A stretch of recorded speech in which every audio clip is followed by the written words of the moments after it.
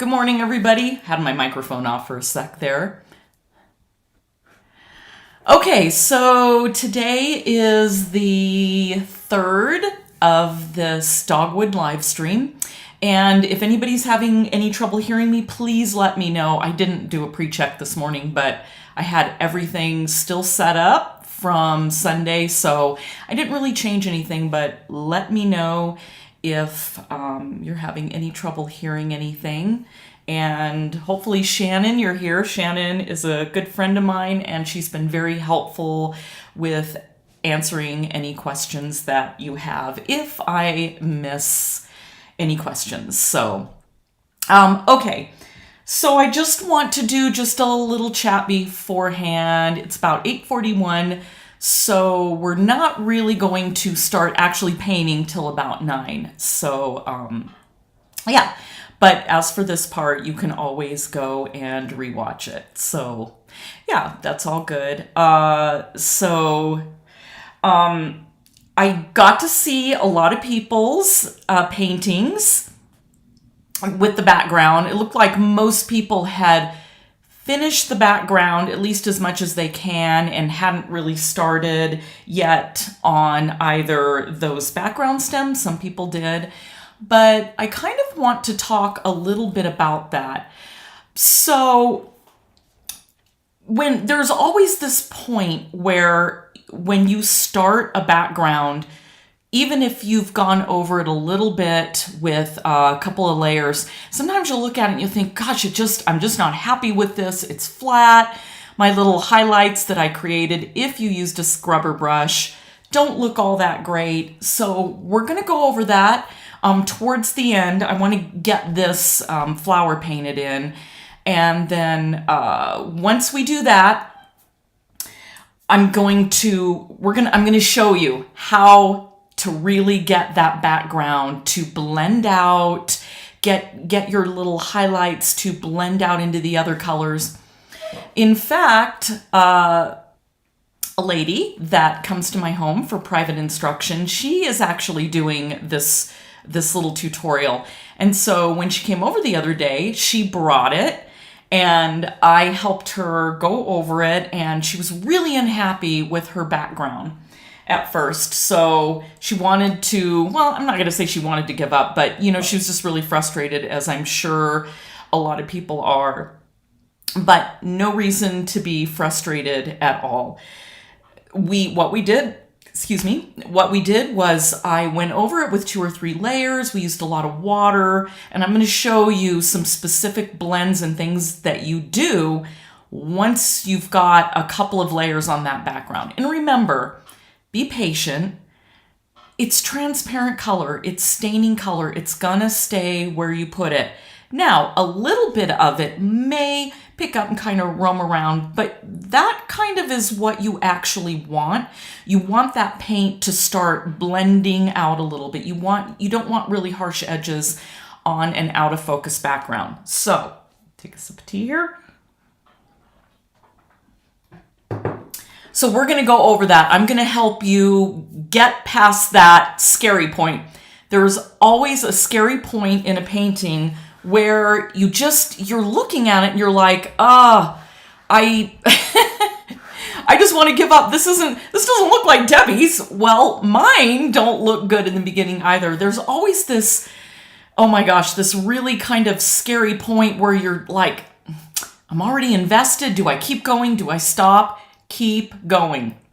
And again, if you're just arriving, I'm going to mention this once we start painting, that we're going to go over that background. I am going to show you how to get that background just glowing and getting all those really beautiful colors just blending out. I'm going to, again, let's go ahead and go to mine. Before I do that, I just want to say that after the stream, just so, I know the right way to show you, because we're not in the room together. This is live. So I just want to make sure that the way I'm going to show you is going to be easy for you to understand and to follow along to make any corrections on your background. So I'm going to show you my background. Here we go. Let me straighten it out. And, you know, you can definitely see that I've got some nice glows going on there. And it's blending out really well. If you've got, I'm going to pull this up to the camera instead of trying to adjust that.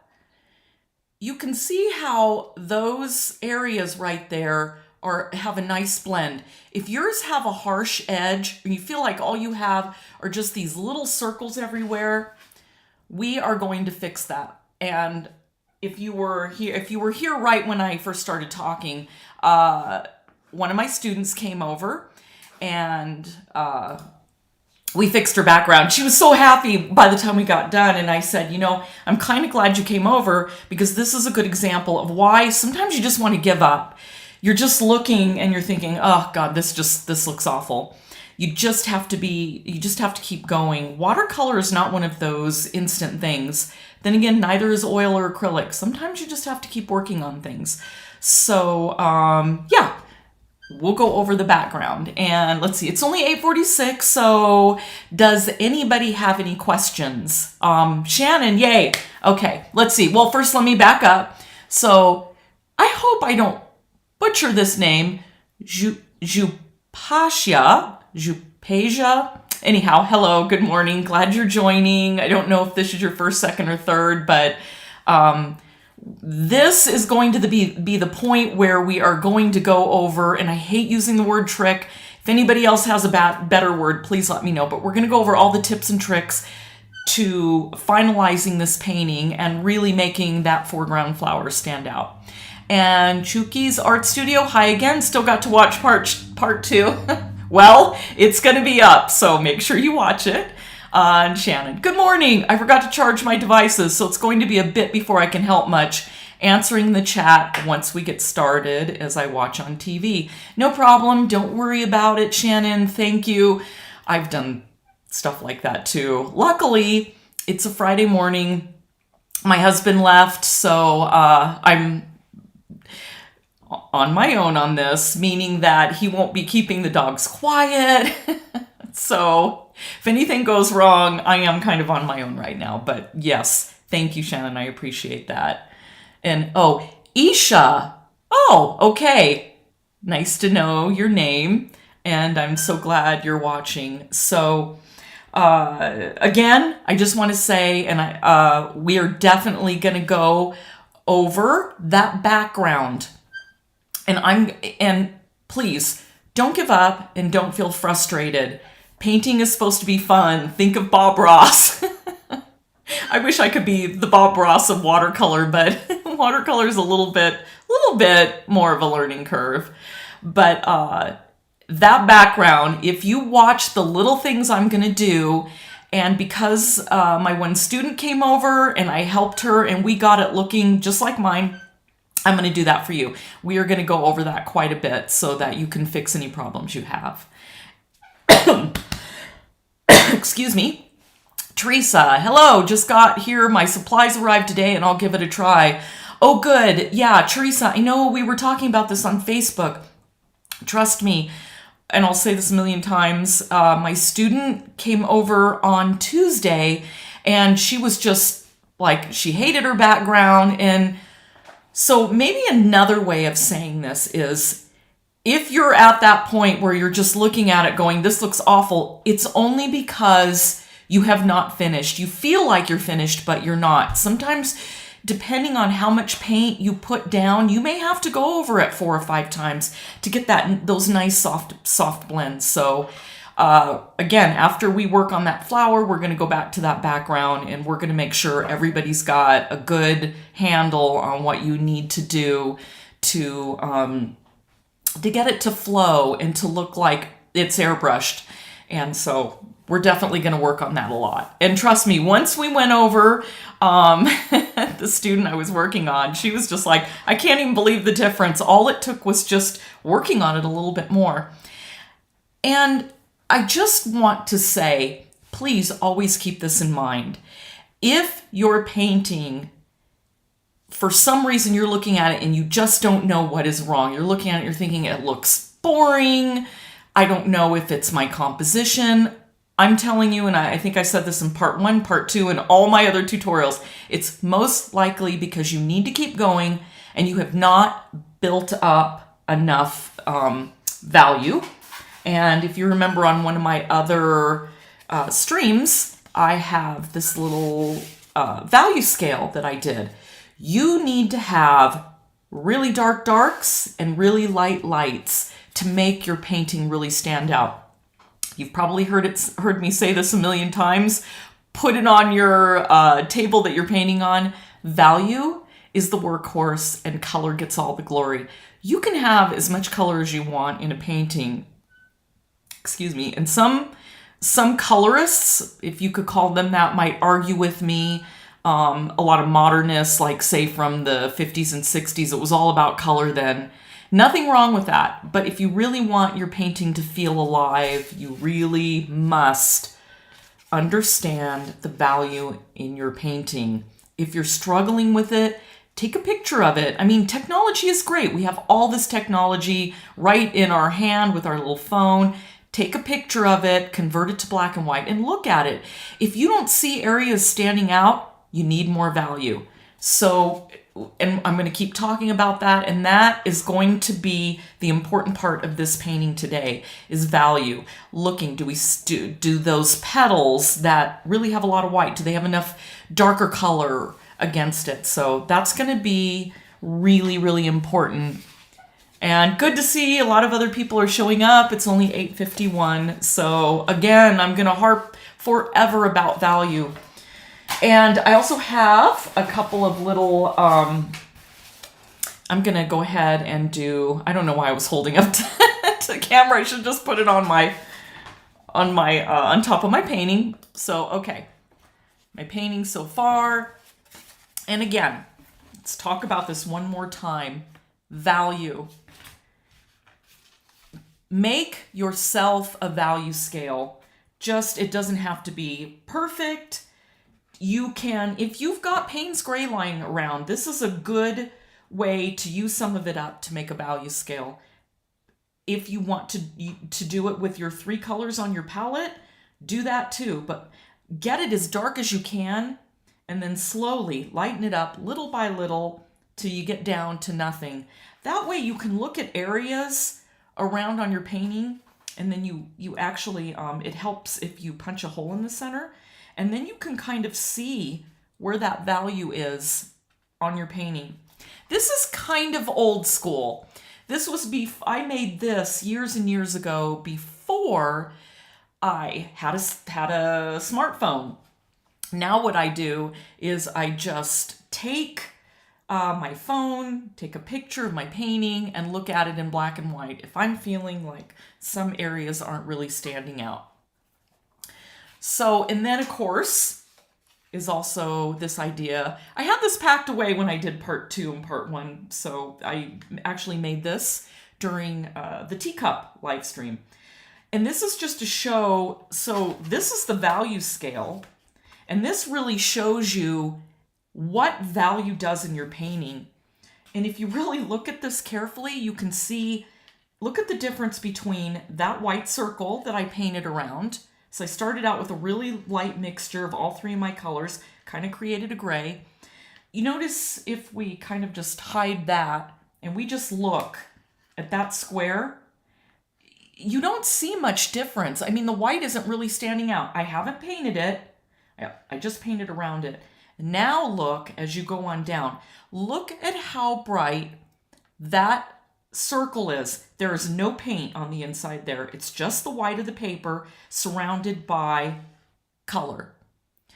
So this is another way to really try to drive home how important value is. You can't get those whites to look really bright unless you surround them by some darker paint. So I wish I would have had these out the last time, but again, we're going to go over and we're going to correct any mistakes that you may have. And it's not even 9 yet. Please post those questions and let's talk about some problems you may have had with the background. Okay, so let's see. Another question. Deborah here. I have found that taking a photo really helps me evaluate what's going on in my painting, especially with regard to value. Started typing just before you said take a picture of it. Laugh out loud. Oh, absolutely. Everyone, take advantage of technology. I do. It doesn't mean you're any less of a painter. It just means that you're using every tool available to you to help you in the painting process. And there's nothing wrong with that. And if I can even go any farther, and I talked about this, I think in my other live streams, David Hockney wrote a great book. I think he researched this for like 5 years. And it was all about how in the late 15th century, artists really started using methods to trace images onto their canvas. And anything from poking, covering up their windows, poking a hole through the window so that that image would be transferred onto a back wall. It's really enlightening, everything that they went through to try to make getting that initial image onto the paper easier. So use technology to your advantage. Absolutely nothing wrong with that. It's there. Use it. I do, and it's honestly helped me become a better painter. Okay, so if there's any more questions, let's see, what time is it? 8:56, so we're going to be about ready to start here shortly. And what I'm going to do is, if you remember on the last one, whether you painted or not, I just kind of threw down some yellow in the areas where it's a little bit warmer.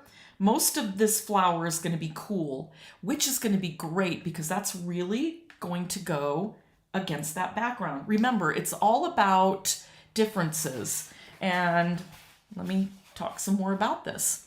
So here is, let's put that back. Here is a little sheet I've done just showing you the 3 most important things to always keep remembering as you're painting. Value, again, I keep talking about that. So I took this Quinacridone Magenta, I put it on as thick as I possibly could in a circle. And then I kept making, again, lighter, no different than my little value scale, same thing. So you're going from dark to light, and that's showing you what that color can do. What's going to happen is it goes from the darkest value to the lightest value. And then the next most important thing, saturation. So you want to have areas in your painting that the colors are very saturated. In other words, I thinned that out a little bit, but I didn't add anything to it. That's right out of the tube. So I tried to get it as bright as possible. That's about the brightest that Quinacridone Magenta is going to get. So then what I did is I added a little bit of the other 2 colors, the yellow and the blue, which makes green, and added just little drops of it, and you can see it completely toned down, that bright color. And then I even made it even duller. So that's saturation, the brightness or the dullness of a color. So you have to have that in your painting. You need some areas that are a little dull, some areas that are a little bright, some areas that are really dark, some areas that are really light. And then of course it also helps to have some temperature changes, some warm areas and some cool areas. So this was the magenta, and that's what I did, mixing it to get it to warm up. So, and then another one I didn't put on here, obviously, is complementary colors, which is right here in the painting. So we've got these beautiful greens going on, and then we've got these gorgeous pinks. Well, those are complementary colors, and that's why this flower is going to really, really, really stand out without using opera, that very bright pink. Okay, so let's see what Shannon has to say. I noticed that when looking at the photo you posted on the Facebook page, I saw some clarity of some of the flower shape, like on the upper corner that wasn't clear before, more than I can see here even. I know, I honestly try to buy the best equipment that I can to make sure my filming goes well. For instance, I don't film face down with a webcam. They just don't have enough clarity for me. I'm actually using my old iPhone 8, which obviously has an excellent camera in it. Or I could use an actual video camera, but it's just, I have this. I don't want, that's a lot of money to have to invest in. So this is about as clear as I can get it. So there are limitations, which is kind of a bummer about. That's why I do like live workshops, but I am really loving this, to be honest. Okay, next question. I was wondering if anyone used iPad and Procreate app to trace the image and then print just the outline and use transfer paper at the end. That's a good idea. Yeah, you can do that. In fact, I saw an artist that used a tracing app online, or a tracing program. I checked that out carefully. I didn't like it. And one of the reasons why I didn't like it is because I feel like when you have your pencil and you are, whether it's from your digital projector or you have that image over like I described last time, and then your transfer paper underneath using wax free, and you're tracing along, you're seeing everything that's going on in your image. You're deciding what lines you want to add, what lines you want to leave out. If you let a program do that for you, I don't see anything wrong with it, but I think that you're not really getting to know your image and really see what's going on. So as I'm drawing my image out, I'm really paying attention to every little thing I see going on. Well, maybe not always. Look how I painted over this little guy. But of course, that has a lot to do with the fact that I am teaching and not really concentrating on what I'm doing. So nothing wrong with doing that way. But really, I think the best way, and if you really want to learn watercolor and you're really vested in it and you know that you're going to continue on, I know with the cost of things nowadays, with everything going up, I really think even those cheap $80 projectors do a way better job than any other way I found. Although on Sunday, Shannon talked about how her light table, she can actually see through her 300-pound paper. I was amazed at that. I've done it and I couldn't really see a whole lot, but Shannon says that you can. So Shannon, I don't think it's so much about clarity as perspective. I find that I can take a photo of my work and find errors that I totally missed in real life, even in quilt blocks. I was surprised that, and the same is true, videos versus still photos. Thanks for posting that. Sure, that, again, let's go back to the little tips. Taping, getting your paper taped down, using a good board, making sure that you're using white or masking tape. And again, I only used the white painter's tape because I don't want my camera to adjust anything for color. So I've got this all taped down with white, but don't use blue, don't use purple, don't use painter's tape. It is going to affect how you see these colors, and it's going to bias your color, what you see in your color. So don't do that. Use white or use masking fluid.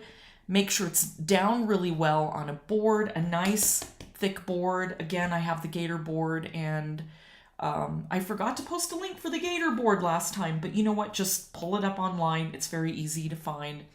Dick Blick sells it, and I think most art stores sell it.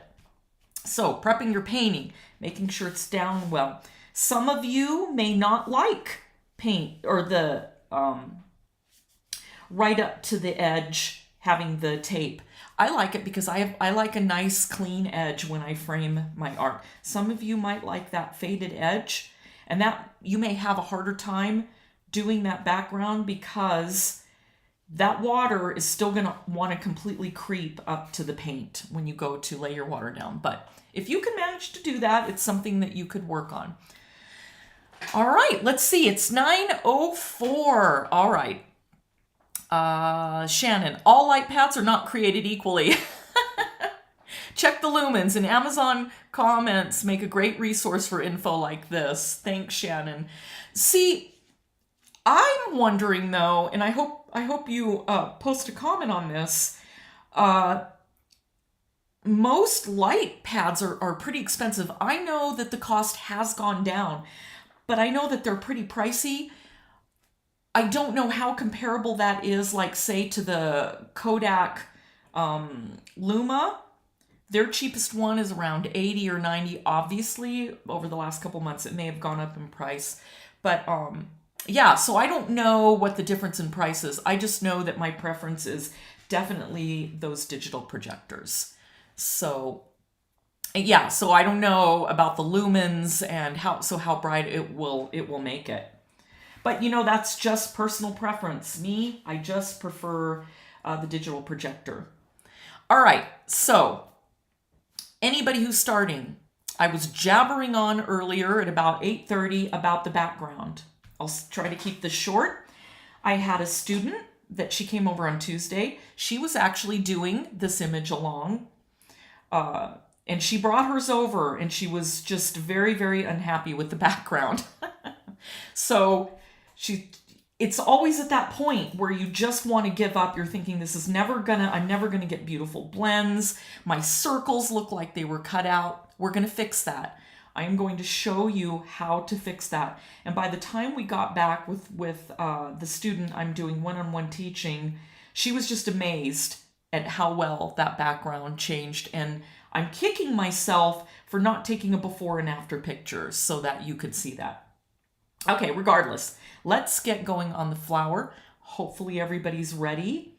I've been trying to learn to slow down a little bit and give you guys a few minutes if you're painting along. But that being said, even in these live streams versus a workshop, it's if you're new, if you're doing something that you're not familiar with, it's still kind of hard to keep up. So maybe me blow drying things is actually a good idea. Gives everybody a chance to kind of, keep going. All right. I also want to mention too that there are some areas over here I could really improve. I need to soften some color, and we did talk about that. I lost some brightness here and there, but that will be part of the end when we go to fix your backgrounds and then go over some of these areas. So, oh, Shannon says, I paid about $50 for one with about a 13 by 17 light space. That's not bad. And as long as you can see through your paper, that's really good. And Tanya, I have a metal right on board and really strong magnetic buttons. Huh. I've never heard of that. You're gonna have to show me that, like in the Facebook post. I really want to see that. That's interesting. And if you heard me say this before, and I'll say it again, I in no way know everything. In fact, I wake up in the middle of the night sometimes and think, what am I doing? Why does anybody want to learn from me? What do I know? I don't know anything. I just paint. I love it when somebody shows me a new way of doing things. And I think it might have been Tanya that had suggested to me, oh no, it wasn't Tanya.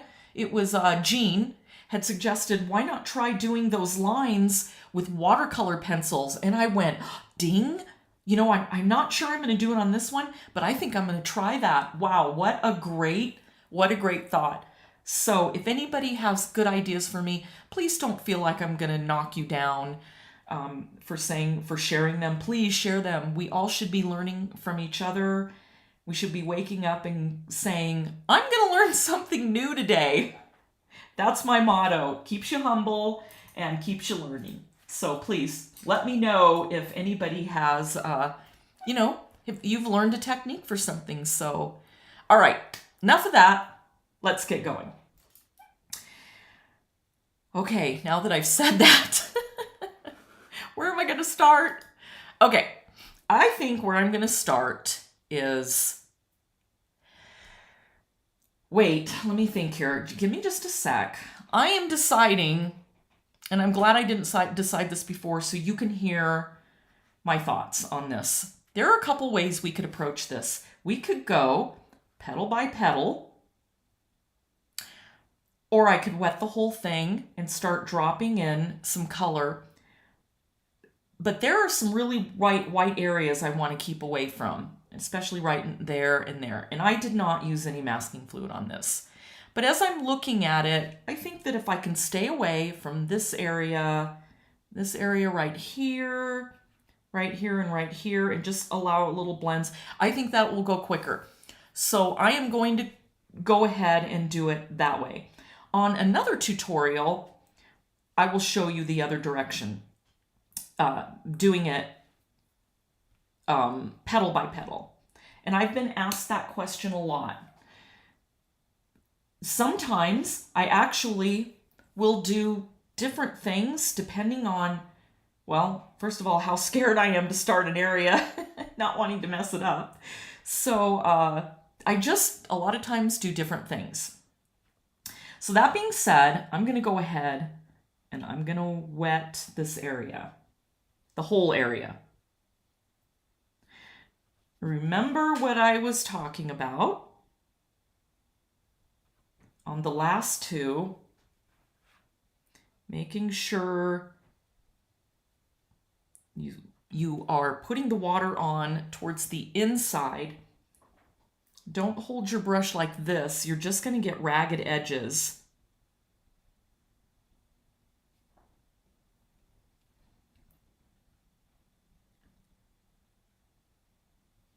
Now,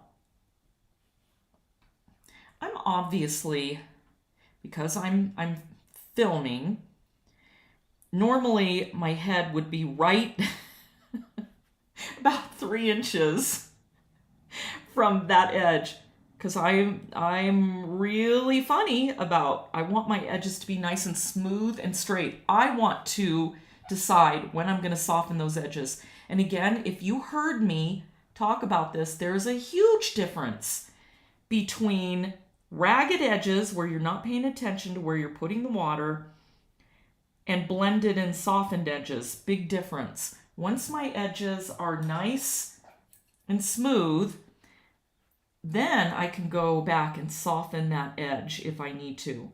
But ragged edges, you've got to clean up. And sometimes there's no help in an area right along there where it might get ragged, and that's why you save your background color so that you can go back and you can fix those edges. I learned that from Susan Bourdette, one of my favorite wildlife artists.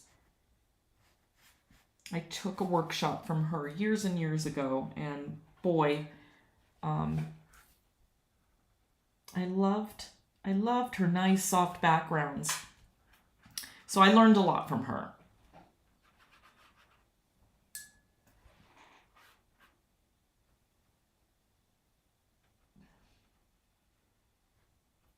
And look at that mistake I made right there. That's actually part, that's part of that flower. So I'm doing is taking my scrubber brush very lightly.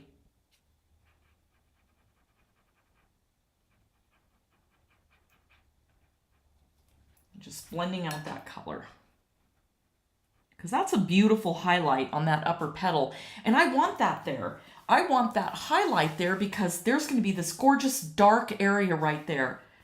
So I really want that little section to stand out. Oh, more water.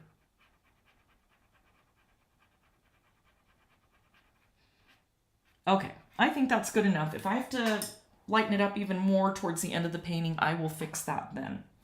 Okay. I think I'm pretty good with water. Oh, and here's another little tip. If you're having trouble seeing where your water is supposed to be on those edges, ooh, I had some pink in there. When you go to put the color on, you're going to see right away what edge you didn't get up close to. So then just while you're painting, go up close with your brush. Okay, I am using my silver white number 6. And again, I made sure this morning that, let me make sure you can see my palette good enough. Okay, I made sure that I wet my colors. Normally, I'll only add a little bit of color, tiny amount, and then I'll add to it in the morning. So I've got some dry areas and I've got some fresh color. But I have like 8 palettes sitting around right now for all the tutorials I'm teaching. So I just went ahead and wet mine. But if you're having trouble getting that color thick, add fresh color. Just add to it. You're always going to use it. It's not like it's going to go bad. Okay. I'm making this watery.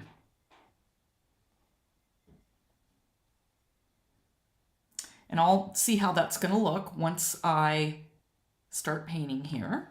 Now let me switch back to my picture. Okay, I'm going to start over in this corner. Look at that area right there. There is a lot of color there. And my color didn't really sink in. Let's check it. Let's do what I keep harping on and making sure that water is sunk in.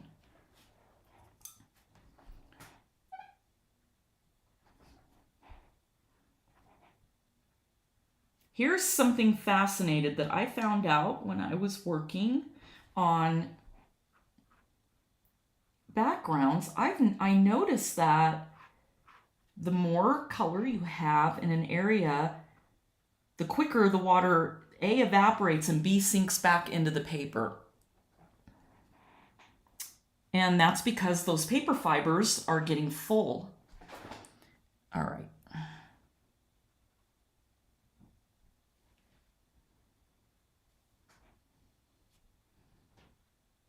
See, and look, you can already see there's a really pretty blend right there. I'm going to stop it right there because I don't want it to go up any closer. I kind of missed that area. Hopefully you saw that that's like the petal is folded over and it's kind of white.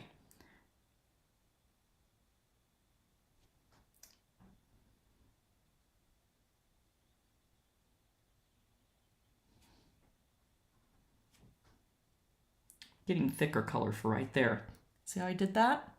And look at how it just, what a beautiful blend. So get that water on the paper. And if you need to go back and really see what I was talking about on, I think that was the first one where I was really discussing getting that water on your paper and letting it really sink in. And look, there's an area that I missed. Okay.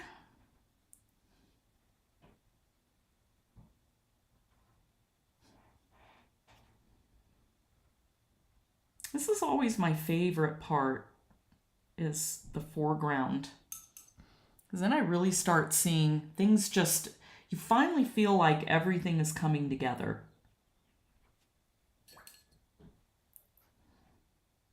Another area I missed with water.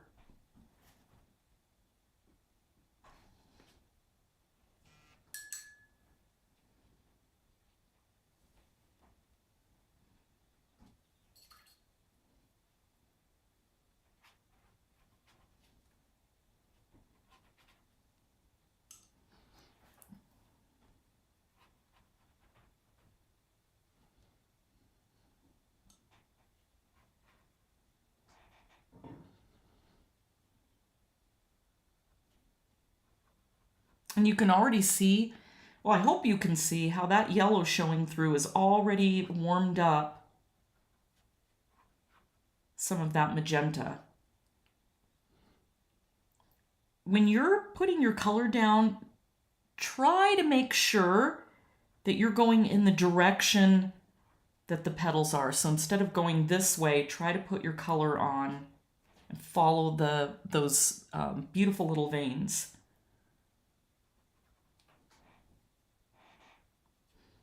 And depending on how confident you are about your color,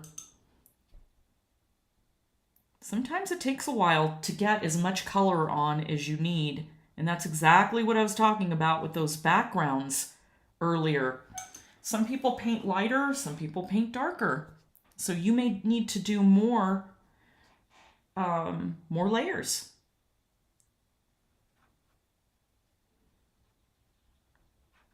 And I'm really happy with how my water is sunk in. I feel like I'm getting really beautiful blends.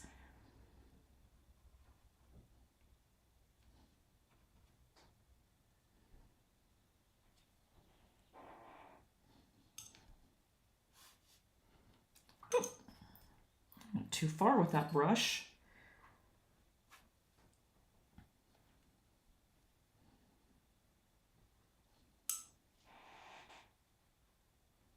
See, the water had, I don't know if you could tell, but it really sunk in right there. Actually, I think I missed a whole area right here. Well, that's okay. At least you're seeing everything's not perfect when I'm painting. You can see a little bit. All right, that should sink in a little bit better. Look what happened right there. It made a mark, but you know what? I'm just going to brush it out a little bit. Soften it up. And once we get this initial first layer, then we'll go in and we'll do it petal by petal. So we can get those beautiful areas where the shadow comes down and makes nice edges. We want to get those in because those are the shadows from the petals above it.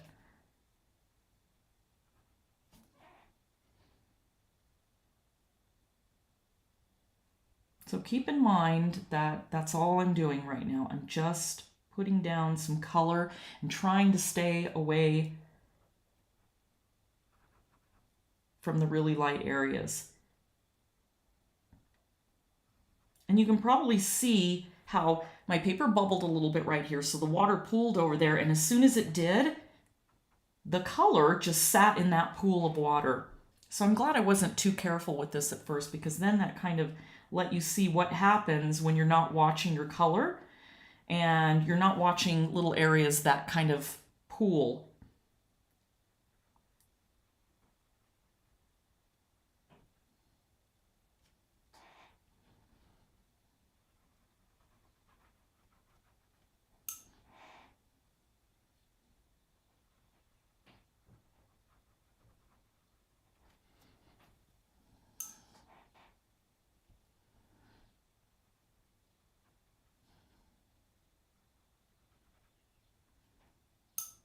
Look, there's some water right there.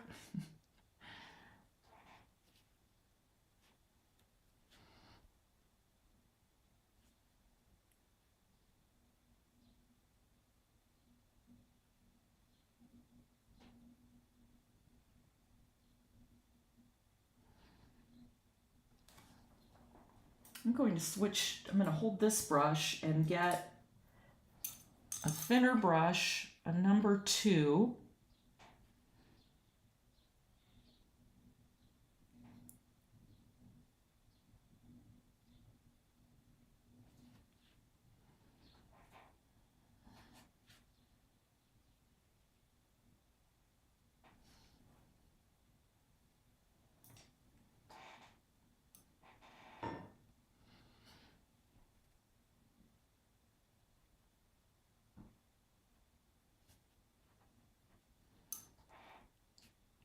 The other thing that I went ahead and ordered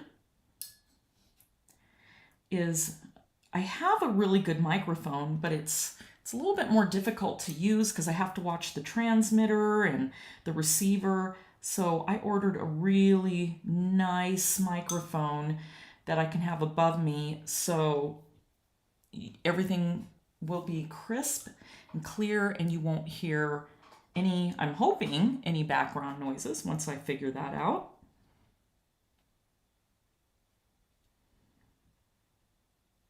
So I'm trying to make these better. So I can't wait till that gets here.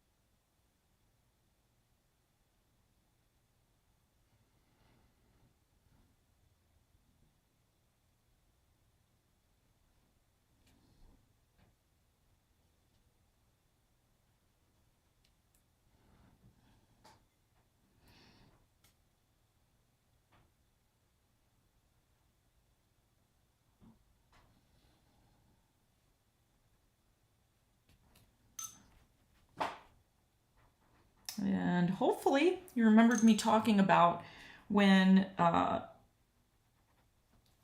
you're trying to keep a wider area and you let go of your brush, don't let it go in the area that's going to stay white. Go the other direction and let that color drop off away from that lighter area. I'm just going to add a little bit more, and then I'm going to stop and I'm going to dry it.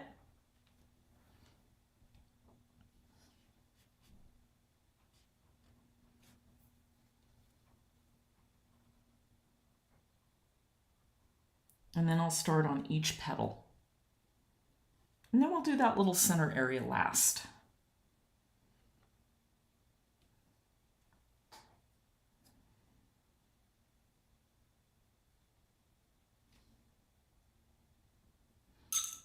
Okay, I'm going to kind of let that dry for a minute.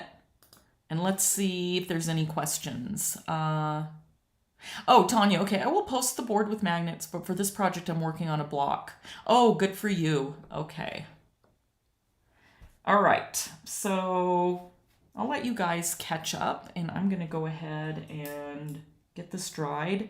But, see, look what happened right there. Because I wasn't paying attention to my water. So now I have to kind of compensate. But it'll go away. I need to not worry about that right now. By the time we get lots of color in that, you're not even going to see that. So I'm just going to leave that alone. Okay, I'm going to go ahead and blow dry this area.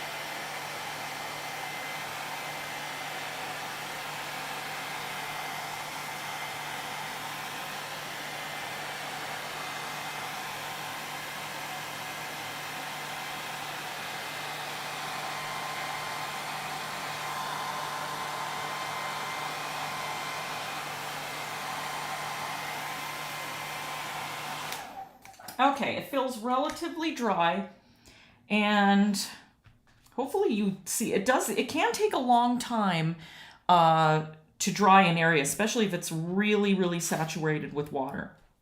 So now what I'm going to do, I was thinking about this as I was drawing it.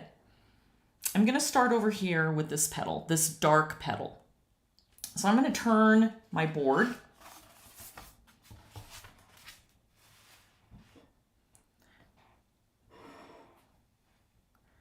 And I think what I'll do is I'm going to move my paint right on top of my image. That way you can see it a little bit better. And I won't have to stretch so far to reach my paint. I wish there was a better solution for that, but I don't know of one. Let's see. Let me answer a question real quick or read a comment while we're letting everybody catch up. You know, that just doesn't feel dry enough. Still feels damp. But let's see. Oh, Tanya says, I have a light board, but it isn't good for 300 GM, and it has a lot of lumens. Okay, 300 GM. So you're talking 140 pound, 300 GM, I think, or somebody else mentioned this. I couldn't remember what the GM was, the weight for 300 pound. That's 600, 650. So all I know is I can't see through it. I don't know if it's my eyesight or what, but I definitely cannot see. But Shannon can, so she must have super sharp eyes. I'm going to have her FaceTime me so I can see what she's seeing.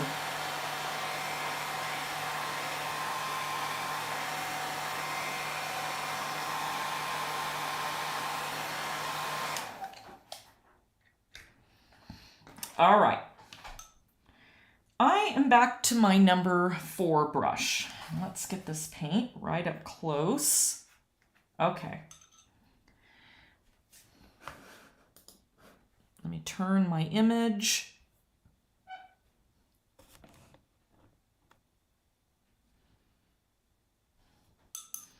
So I'm going to go ahead.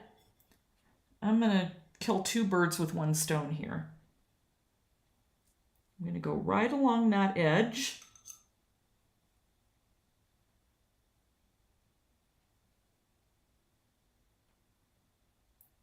Where we have that beautiful white fold. I did not wet the paper. It's dry.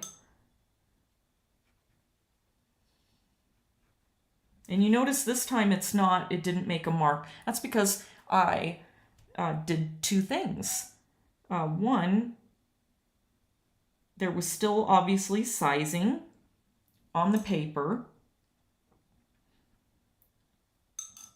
And that got, it's now kind of been washed off a little bit. Sizing is still on the inside of the paper. So I didn't have to worry about that color making a hard mark. But you'll learn that as you are painting with the colors that you're using. You're going to notice that some do it more than others, but obviously they're staining colors, so they're not opaque. They are going to do that. Okay. Now looking at this, that is way too cool.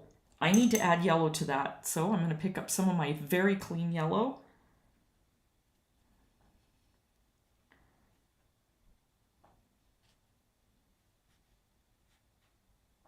Now that was a lot of yellow, so I'm just going to go over it with some of that magenta, and I'm adding water. I'm just letting that all blend out.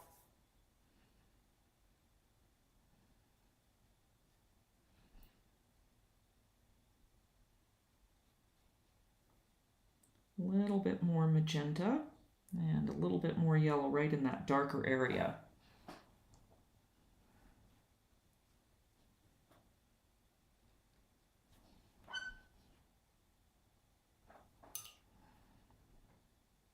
I just rinsed my brush, and it's a little wet, but it wasn't sopping wet. I got the water bubble off the end.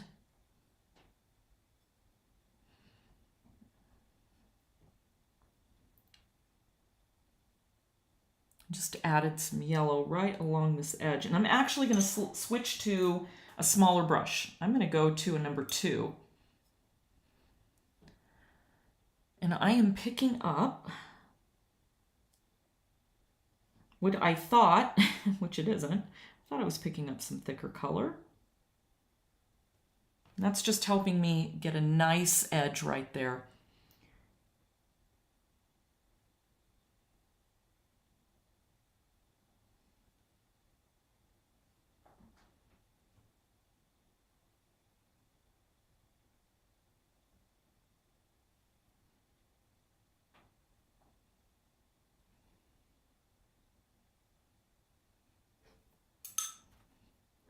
Blend it out with a damp brush.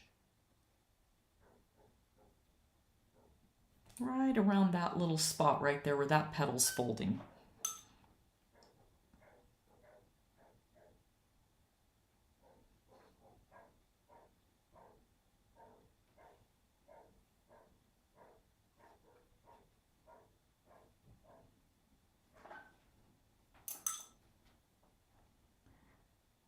I just rinsed my brush and I'm just moving that color around a little bit and letting it spread smoothly.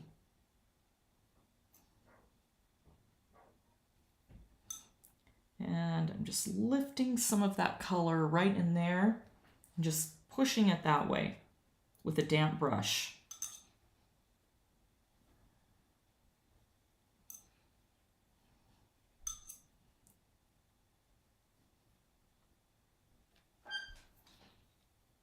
Okay, I'm happy with that. I think it has some nice, beautiful blends.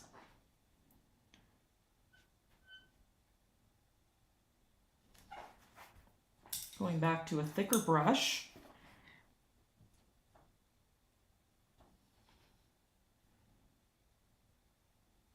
Just picking up some more color right in that area, kind of where that vein kind of comes down.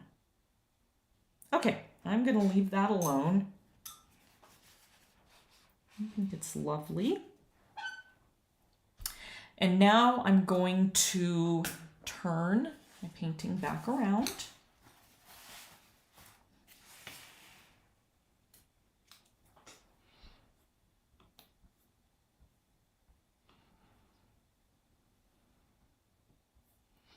And give that a few minutes to sink in. And now that I'm looking at it this direction, I can see a little area that didn't get blended out very well.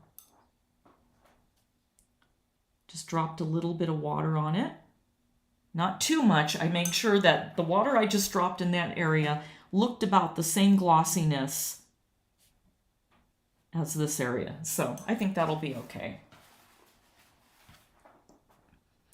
All right, let's take this palette off. Ooh, that's gonna look pretty. Wait till we get those veins in there. That's gonna be the fun part. Okay, so I could do one of two things right now. I could dry that and put the veins on and then, deepen up the colors there. Or I can go on to another petal and just keep doing that until we've got most of them filled in, then dry the whole thing, and then go over the lines. At that point, that's going to be a decision I think that everybody makes, just depending on their painting style. So if I keep stopping to dry, obviously it'll take a while. So I'm just going to go ahead and go on to another petal. I think I'm going to do this petal right here. Okay. My color is right where it should be. Let's see. Okay. Am I going to wet that? I am going to wet this. You know why I'm going to wet this? Because this has a lot of light. That didn't. That's a pretty dark value in there. That's, again, if you've got your little, you can see that that's a pretty dark value, even on those inside areas. So that's why I was okay with just putting color down. All right, this area right here, we've got those nice blends going in to a white area. Okay, both of my water is completely full, so give me a minute. I'm going to go empty this.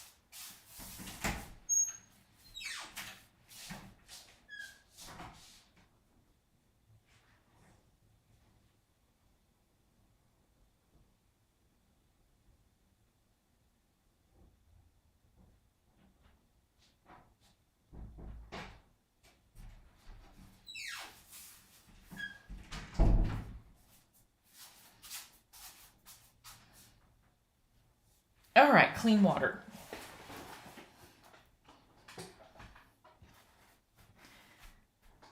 Okay, if anybody heard my dogs barking, I'm sorry about that. My husband is at his shop, and so if they're gonna bark, they're gonna bark.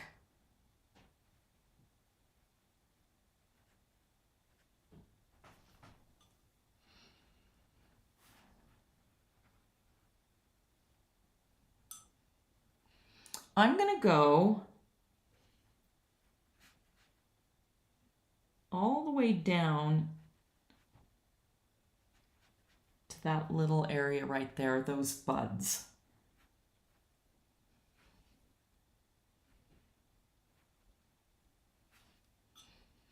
And if I remember correctly, somebody was really concerned when we were, I don't know if it was on the first or second one, that she didn't know where the lines were, or what petals were petals. And I said something to the effect of, just what you're really worrying about is areas of light and dark. And that's how you're going to be able to tell what's what. Like this area right here, it's a little confusing, but I can see once you get right here along this line that the rest of that is part of that petal. And it's just kind of folded in. So it's kind of out of focus a little bit. Okay, now, see, now I can set my hand right here and I can have a little bit more control along this edge.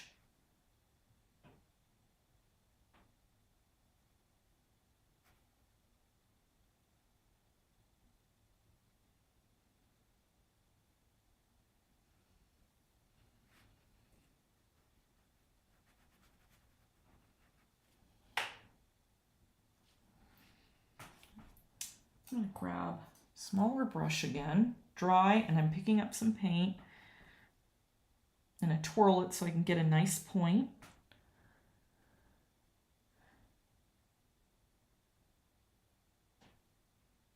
Well, it didn't work out exactly the way I thought it would.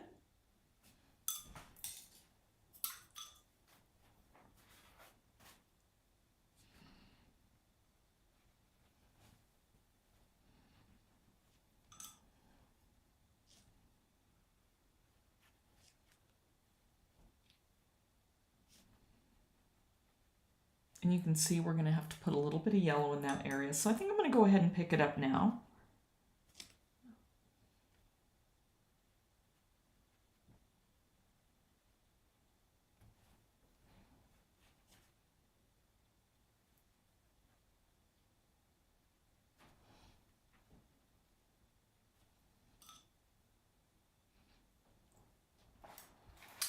Back to a smaller brush.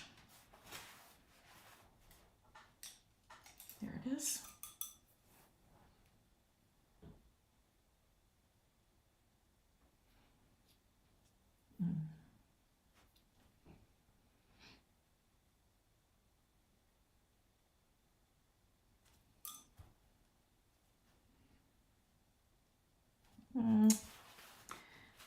Got over into my little white area.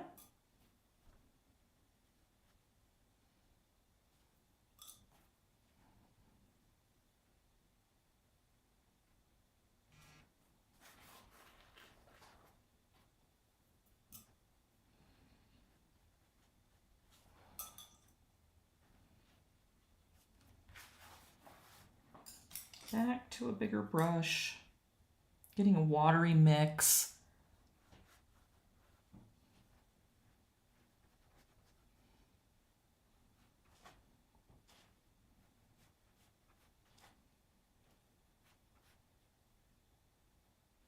And I'm going to pick up a little bit of yellow.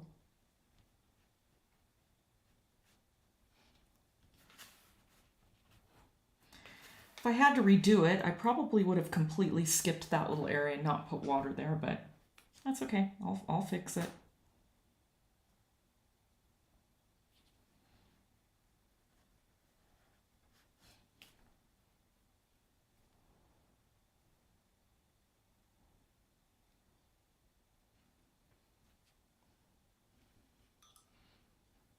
You know, the rest of this is pretty light, so I think I'm going to leave it alone. And it's going to be the same with this one.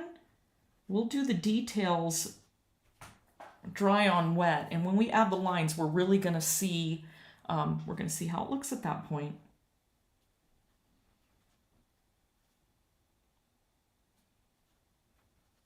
Just putting a little bit more yellow into these areas. There's a lot of warmth in here. Okay, so far so good. Now I'm going to leave that. So let's go down here, and we're pretty close. We're pretty close to being done with this area. I think I'll go ahead. Wet it.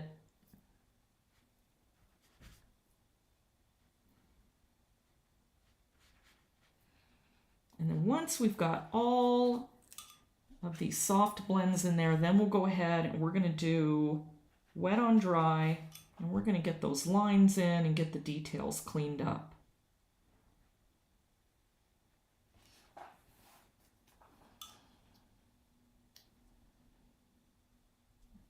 Still too wet, but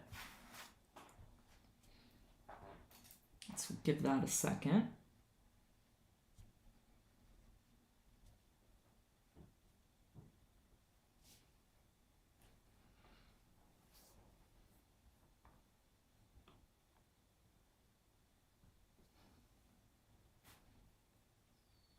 Okay.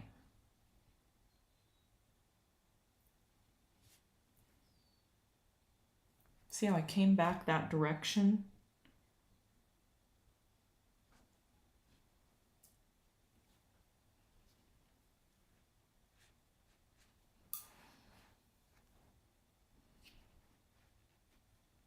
And you know, thinking about it, actually before we start doing those lines, I'm just adding a little bit of yellow up in that little area right there.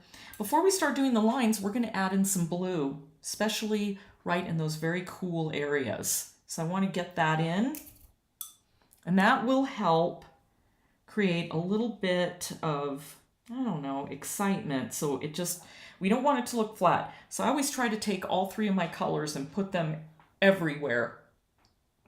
It just really make that, I think, is where it really starts to look like it's glowing. Saw a little water drop there.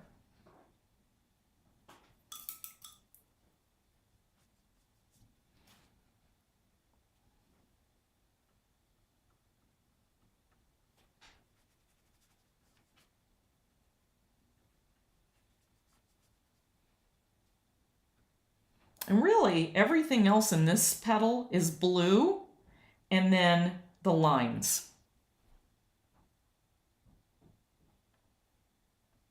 Okay, so we've done that one, that one, that one. There's not much else. Okay, so now I do have to dry it so that we can finish those other petals.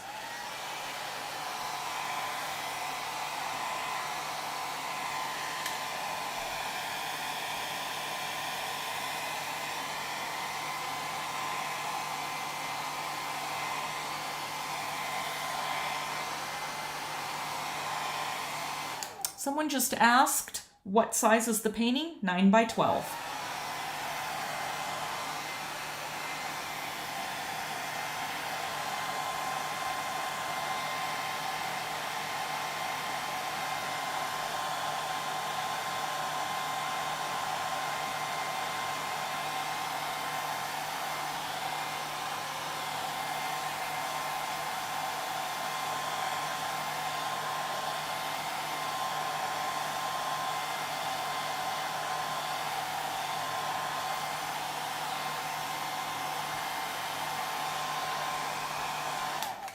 not completely dry, but it's dry enough that I'm going to go ahead and do this little area right here because none of those wet areas were touching that.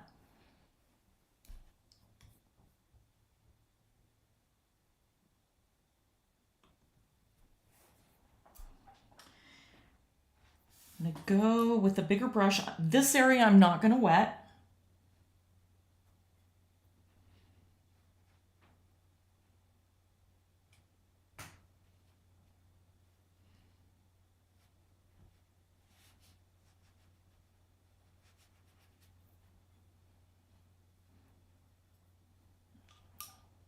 Let's grab some red. Ooh, yikes. That was a lot of yellow. And we'll make a little pile of orange. That'll help.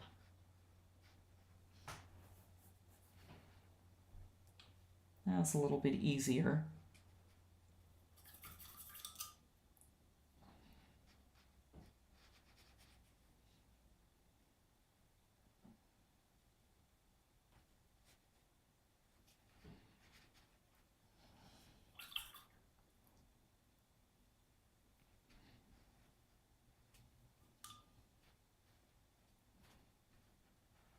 Just taking some water and brushing it back.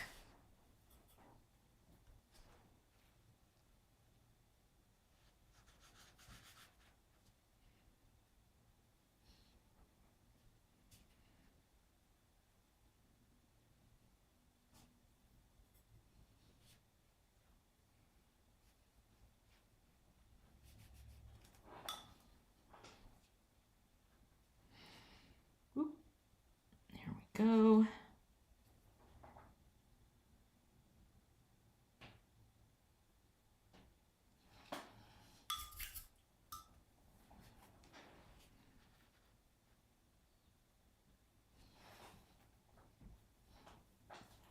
Going back to a smaller brush and thicker paint.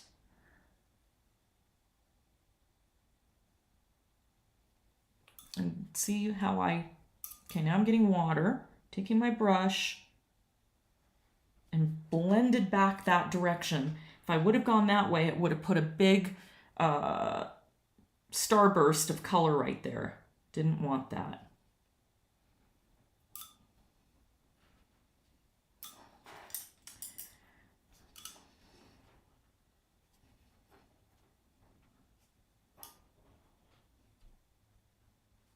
There. There was just a little bit too much yellow there, so I picked some of it up and pushed it back that direction.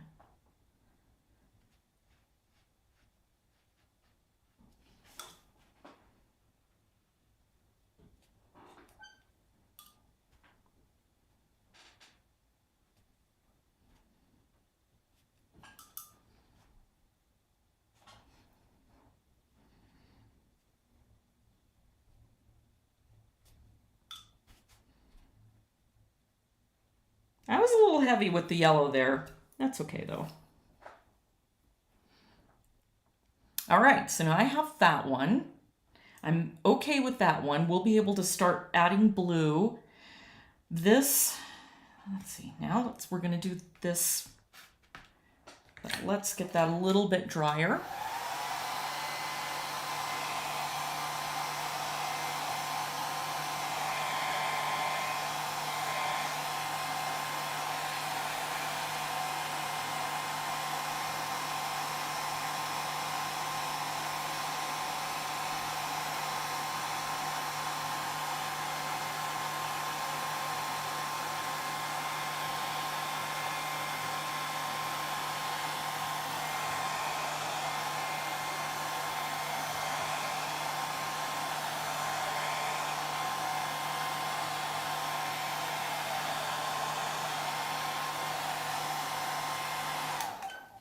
Okay, let me just see if any more questions.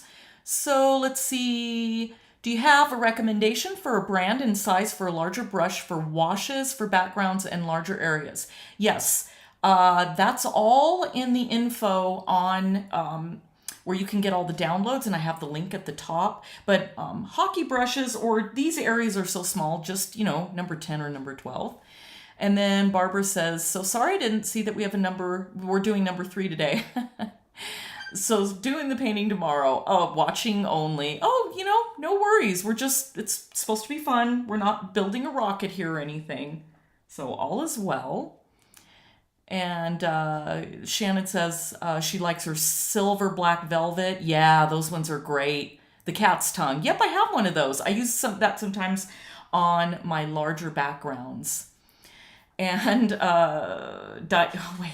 Deborah, thank you for making this so accessible. TV for not treating certain techniques like trade secrets that you don't want to share, leaving us perplexed as to the particular techniques. I think that's so silly. I mean, everybody's going to have a different style. Hey, maybe, again, like I said earlier, I in no way think I know everything about painting. You may have a great idea for me, or anybody else, and we should all be open that way, all of us. We should get up in the morning and go, what am I going to learn today? So yeah, that's important, I think. I'm showing you every single thing I do, including my mistakes. Okay, this petal I am going to wet. I'm going to stay away from that. And actually, you know what I'm going to do? I'm going to wet it using a very, very, very light what is that color? Quinacridone Magenta. Oh dear. I just added a little bit onto my brush. Now, let me go to a more pointy brush.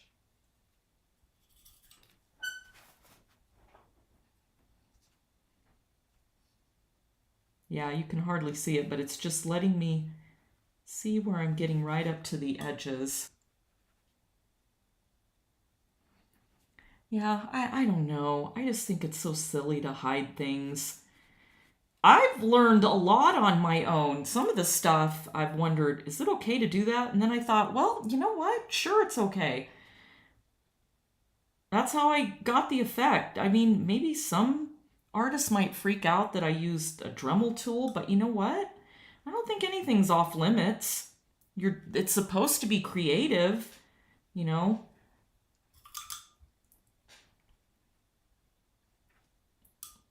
What is that saying? Necessity is the mother of invention. If we all only did something one certain way, I don't know, how much would we ever really learn?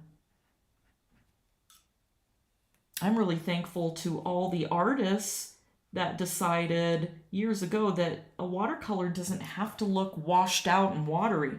It can look real. It can have bright, vibrant colors. I'm grateful to them for paving the way for the rest of us. Okay, now to a smaller brush.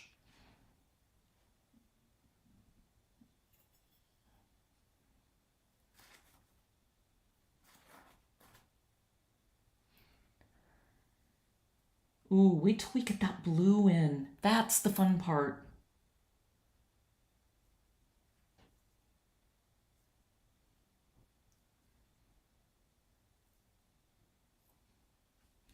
Oh, I see. Right here. So I'm going to go around. There's this beautiful little dot of highlighted color right there. So I just kind of painted around that. And it almost kind of blends in with that panel, or that petal.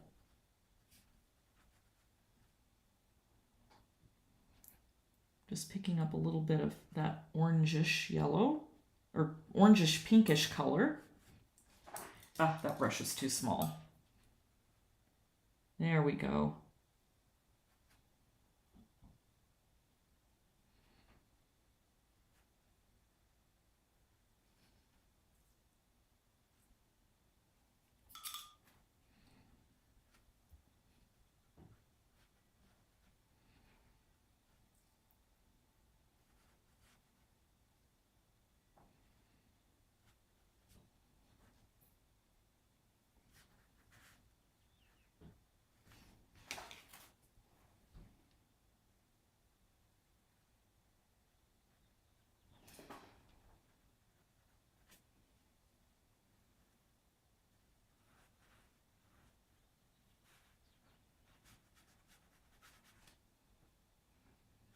this little petal right here is a little trickier because I've got some hard shadow areas and some soft blends.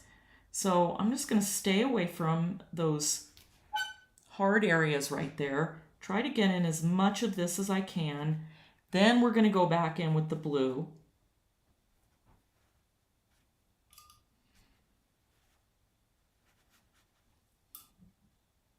Yeah, well, you know how it is. Everything's a process. Sometimes you change your mind right in the middle of something and think, no, I'm going to do that differently.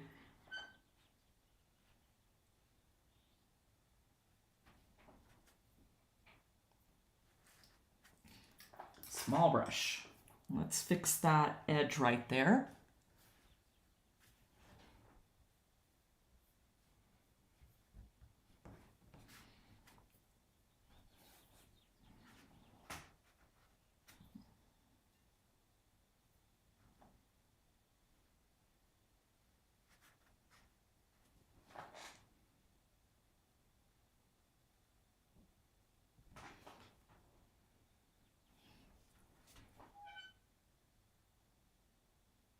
There we go. I'd kind of lost that edge a little bit.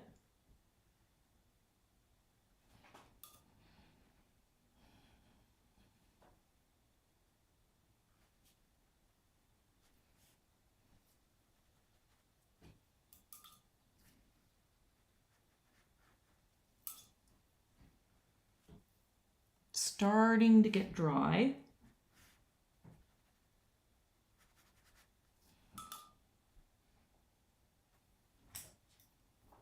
Especially right in that area. So I'm just going to damp brush, spread it out.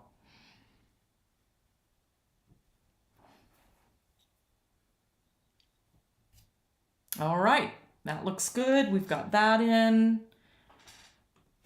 We have this petal to do. And there's nothing really around that. This time, just a dry brush, or I'm sorry, a wet brush on a dry background. And picking up just a little bit of that yellow. Wetting my brush again.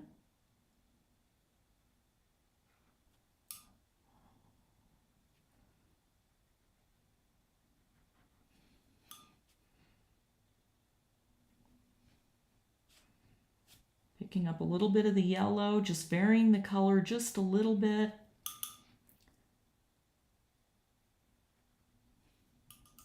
More water.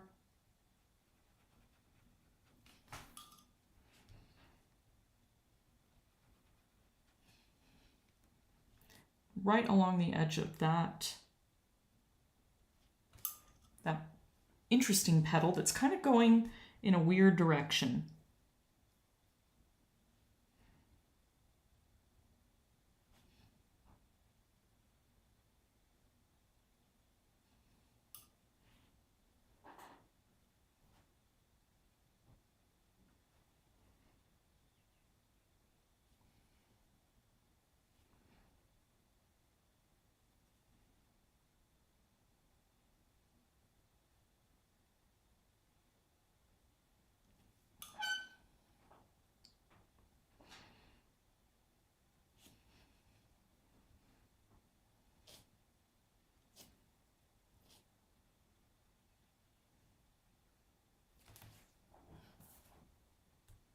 All right, we're building up value. This is starting to look really good. This is where I start getting really excited and impatient because I just want to start adding in all the other colors. Okay, let's check that. So I can't do anything there. So let's go ahead and dry this.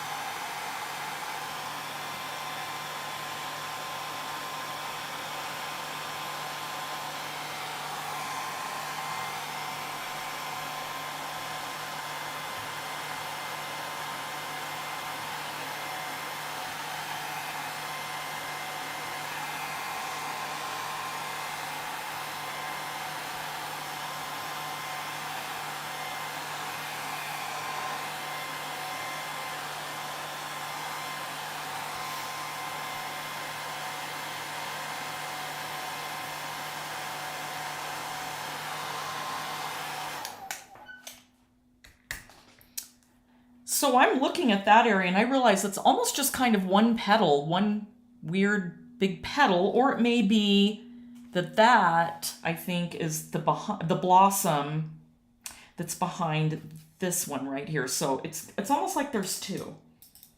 That's okay though. So let me grab my brush.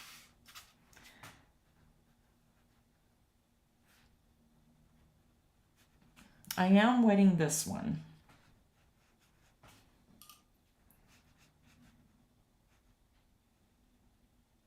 Well, I guess I am, and I'm not.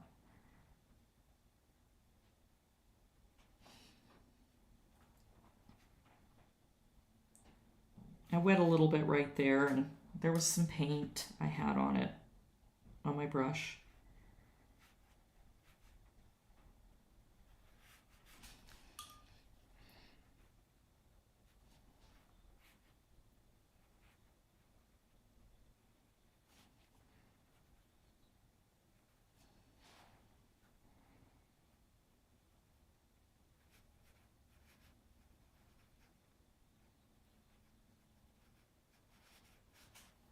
Just making sure that I got right around that edge. Smaller brush.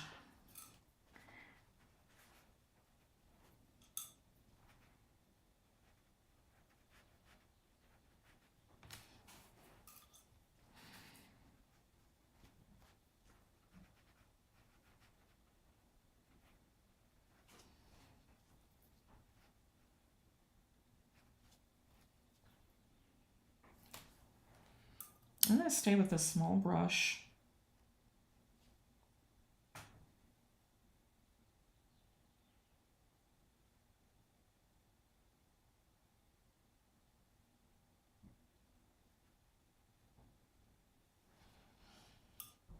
So back to that comment somebody made, I think that was Teresa, or I don't know, maybe not, about not wanting to let out your tricks. I think when you start developing your own style, at that point, I don't know, and I don't even like the word tricks. It just seems like it's a skill. It's not really a trick, but I don't know a better word to use. Whatever I show you is everything that I use in my paintings. Oh my goodness, I went way too dark there, didn't I? Okay.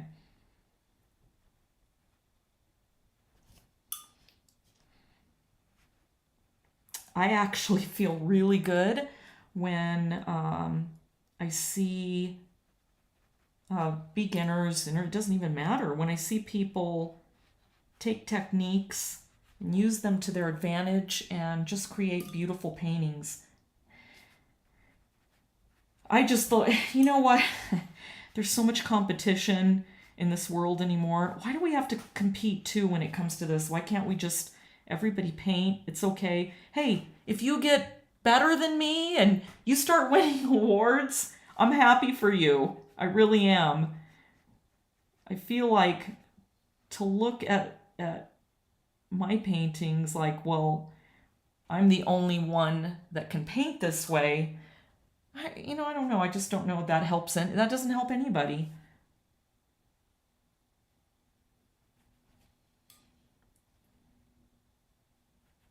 I loved it when we did the teacup, and I'm still waiting for some more to come in.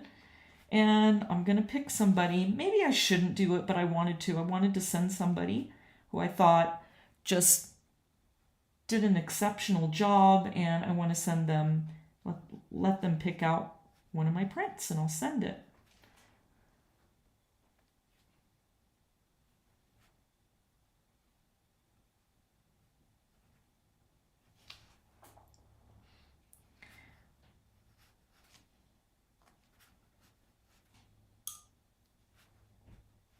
Again, if you're painting along and you notice and you did put down water and you missed an area, just pick up some water and add it. Most of the time, if it's the first layer, it's gonna blend out. Eventually, you're not even gonna really see it by the time you get your other colors on.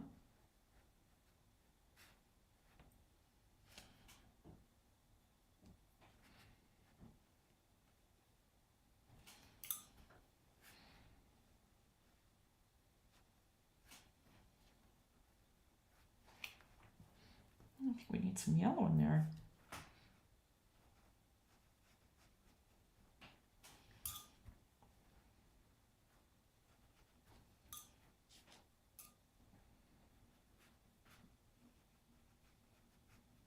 I didn't feel like that was spreading out enough, so I got my brush really wet and just dropped some water in there. And then if you feel you had too much, but you were able to spread your color around, then just take a damp brush, touch it to the color on the paper, and it will wick it right back up.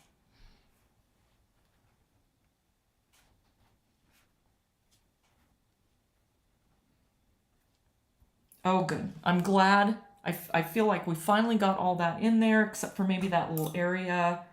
And I'm going to dry it again, and then we're going to drop some blue in there.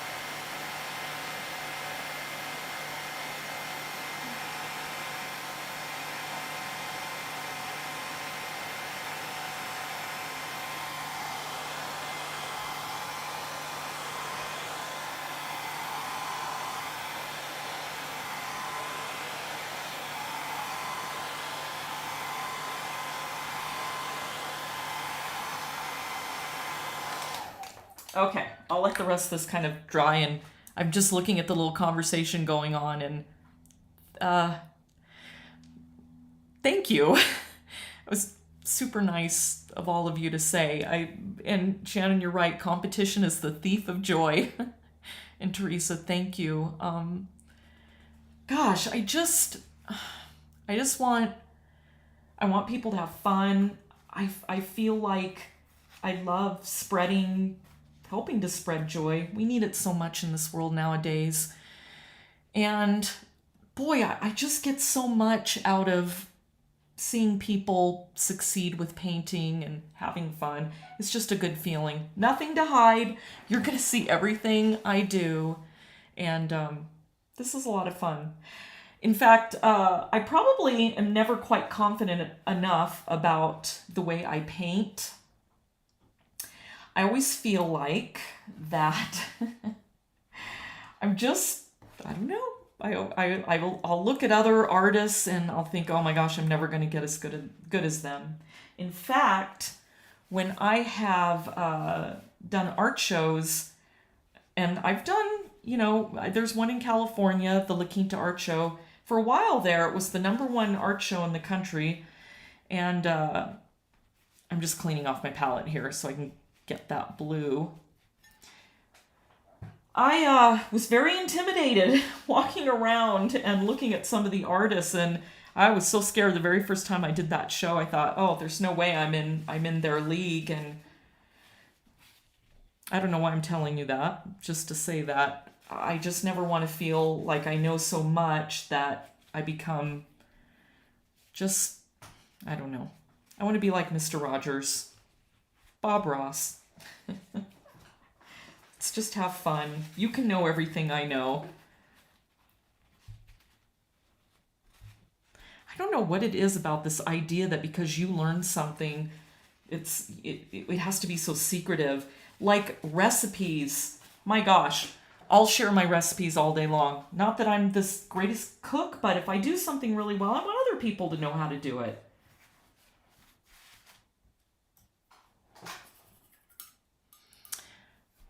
Okay, here's what I'm going to do. I'm going to clean my water. I'll be right back.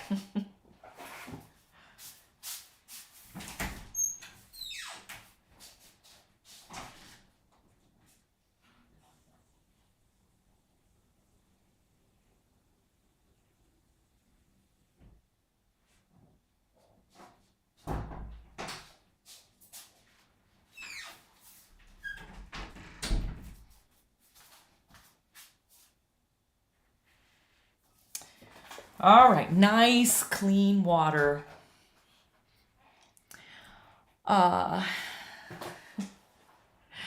Let's see. Okay, first let's ooh, yikes. Let's look at some comments. Teresa, also just reading everyone's tips and tricks are a gold mine. Right? Yeah, I love that. I've got and I think you've seen me use it, this mister. And I was doing a workshop in La Quinta, California, and one of the students there, she brought me that. I love it. I don't even use my old spray bottles anymore. I would have never found it if it hadn't been for her. Barbara, oh, thank you. That was very kind of you to say. Jean, how do you see watery on your palette? I've heard cream, whole milk, skim milk, but there must be a better starting point. Yeah, till we take our last breath, we learn every day. Yeah, that's how you stay alive.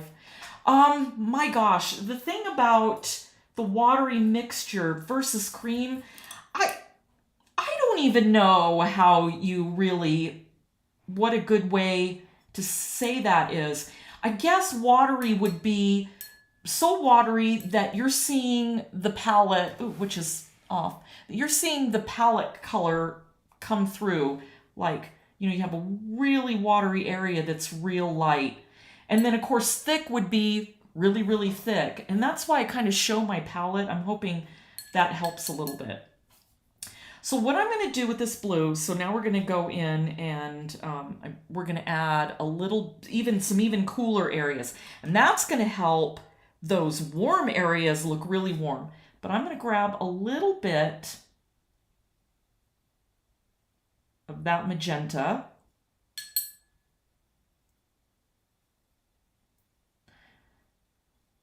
Because I want to warm up that blue a little bit, because that blue is a very, very, well, it's almost too cool. I want a kind of a purplish bluish there.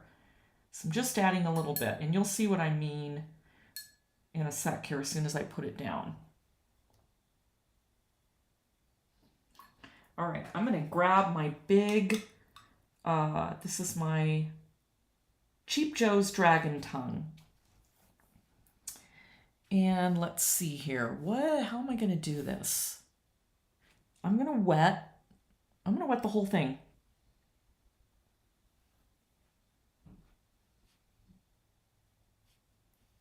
And look at how lovely it is that all the colors stay right where I put them. They're not moving around.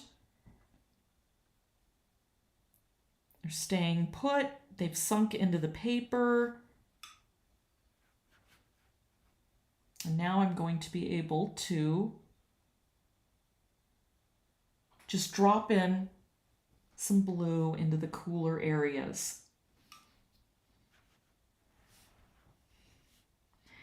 I'm adding a lot of water because I want that blue, I want it to kind of, well, I'll show you. It's kind of hard to describe. I almost want it to float on this water. I want this water to sink in, but I also kind of want a lot on the paper so it kind of just gently deposits itself. So this is exactly the opposite of what I was teaching you when we first put that color down. And I didn't want to talk about this then because I didn't want to confuse you. So I have a lot of water, and you can see everything's right where it was. I'm rolling this water kind of around. I'm gonna have to look to the side, make sure I don't miss anything, which I missed a bunch over here.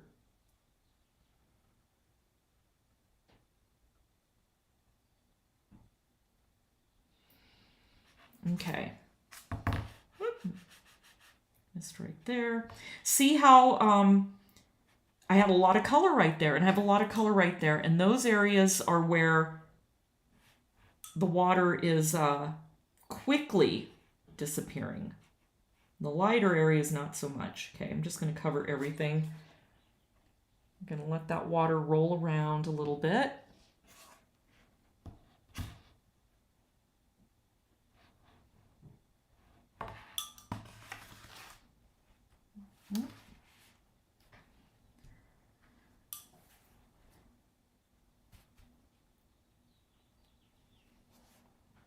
All right. It's has not sunk in a lot at all. It's very, very shiny, and you can definitely see little areas where it's still pulling. That's okay. I'm going to grab that watery mix because I want it to kind of float.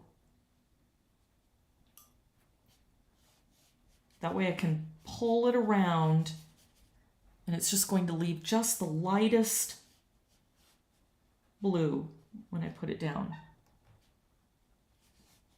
That's going to kind of float around a little bit.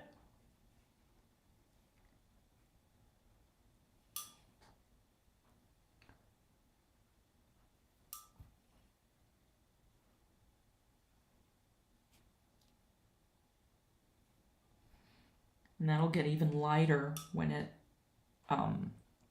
dries.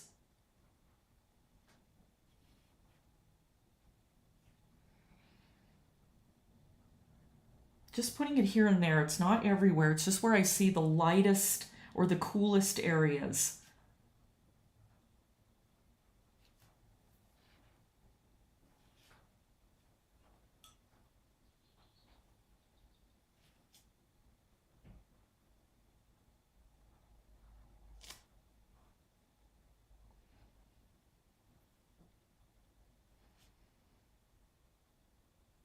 See, I'm just kind of pushing it around with my brush. My brush is barely touching the surface of the paper.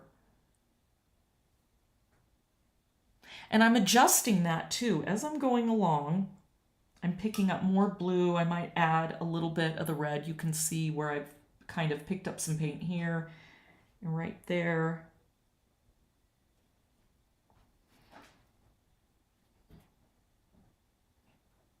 All the water's pooling right here, so I'm lifting a little bit of it up. And then just dropping some more of that in there. Some more of that blue. I know it's never going to look as good as if you were just standing right over my shoulder watching, but it's really helped adjust the value or the colors, and just help things not look so plain.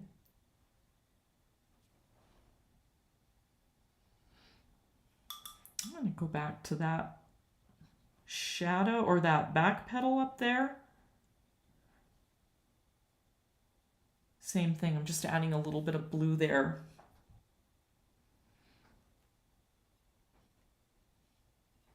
Just make sure your color is really watery, because you don't remember that cyan or that phthalo blue is very strong. So you want to go easy.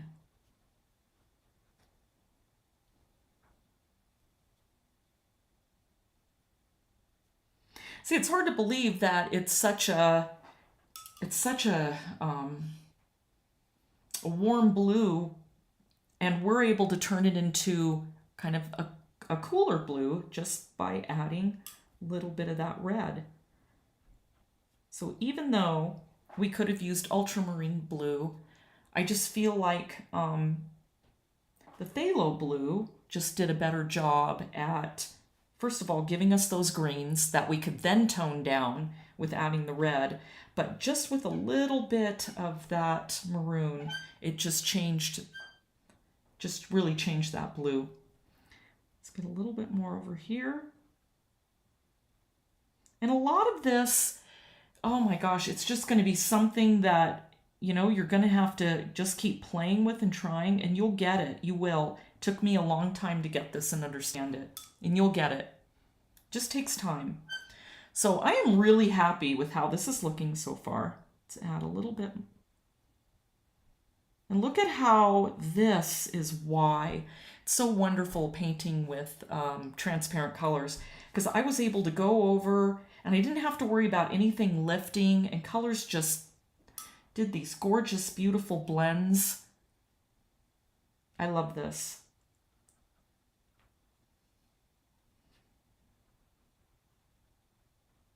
All right. I feel like that's good. Oh, wait. And you're going to see it. Again, you might not be able to see it well on my end, but you're going to really notice that once you start putting that blue in. It'll just add life to that flower. Okay, now I'm going to dry it again.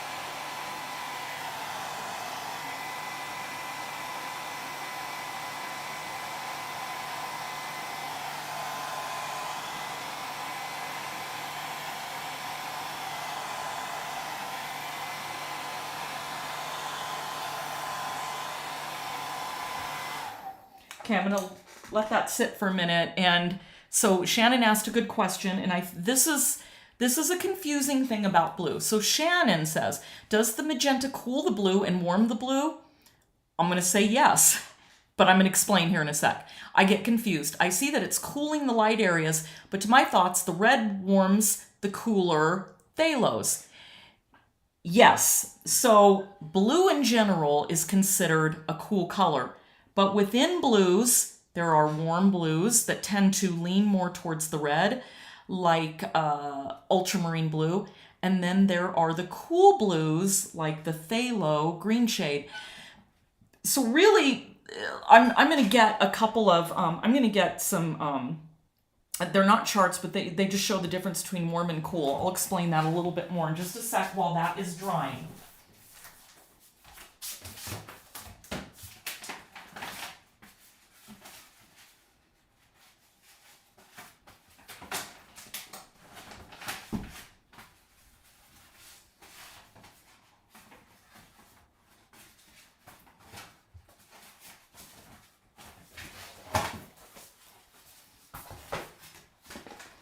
Okay, this will be a better way to explain this. So, let me move this down.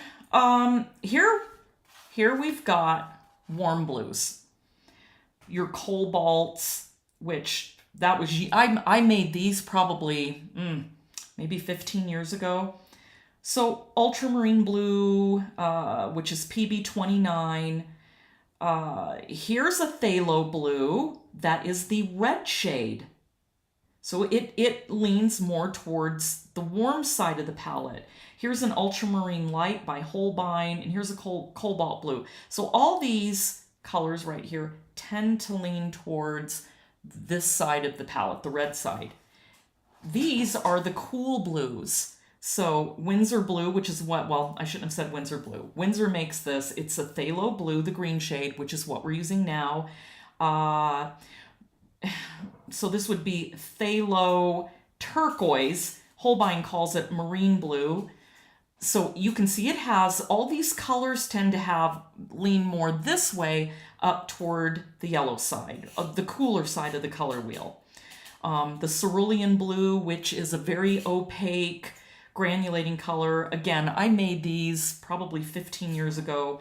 You know, most of these I don't use anymore. There's an indigo and there's a Payne's gray. And you can see those are combinations of a few different colors. That part doesn't even really matter. The point really is that These blues are cooler. These blues are warmer. I should put them like this. So these blues tend to lean more towards the red side of the palette, this direction. And these blues are cooler and tend to go up here more towards the greens and then up again towards the yellows. Now, that being said, phthalo blue, what we're using here, is basically what printers use. So this is called the printer's palette. The magenta, the phthalo blue, and that yellow is pretty a middle of the road yellow. So that phthalo blue, I can warm it up. I can even make it cooler and go more towards the green side and add yellow. So I kind of did both. I did a couple things in there. I added a little bit of the red because the blue is a cooler color to begin with, but adding just a little bit of the red helped make sure that it had that harmony, so that everything was harmonious. And you can still see that it looks cool, but yes, it has a little bit of the red in it. And that still even sounds confusing the way I'm describing it, but blue's one of those funny colors. And Shannon says, I'm thinking the blue is cooling the red petal, but the warm magenta warmed the phthalo blue before you started to apply it to the pink petals. Right, yes. Yes, it did. And now what we're going to do is once we get those lines in, obviously we're going to have to add a little bit darker of red and blue, or I'm sorry, red and yellow in some of these areas, but you'll see it as it starts to develop. So let me just get them a little bit drier.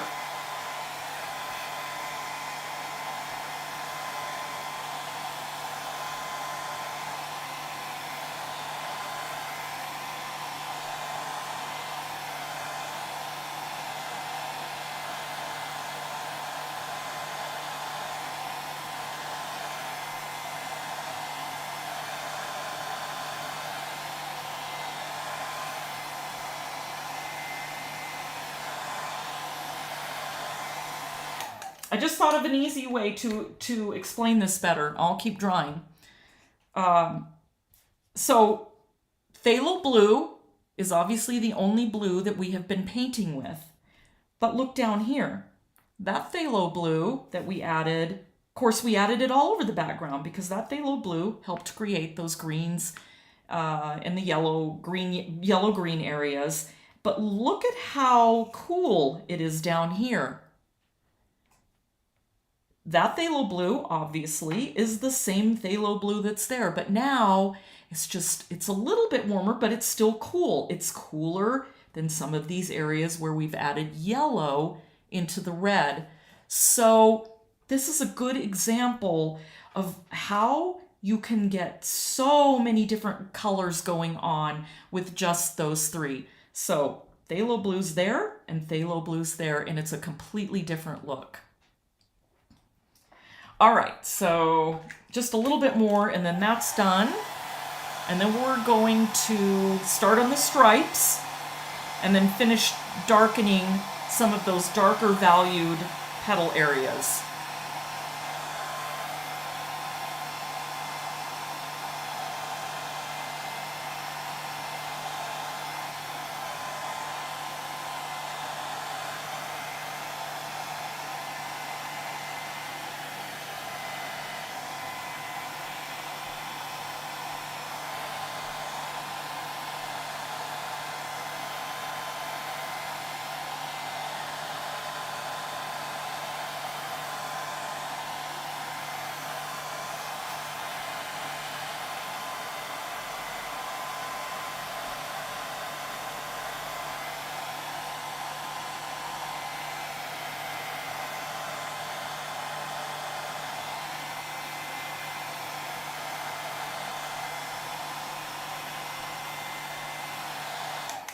All right, I think that's dry enough.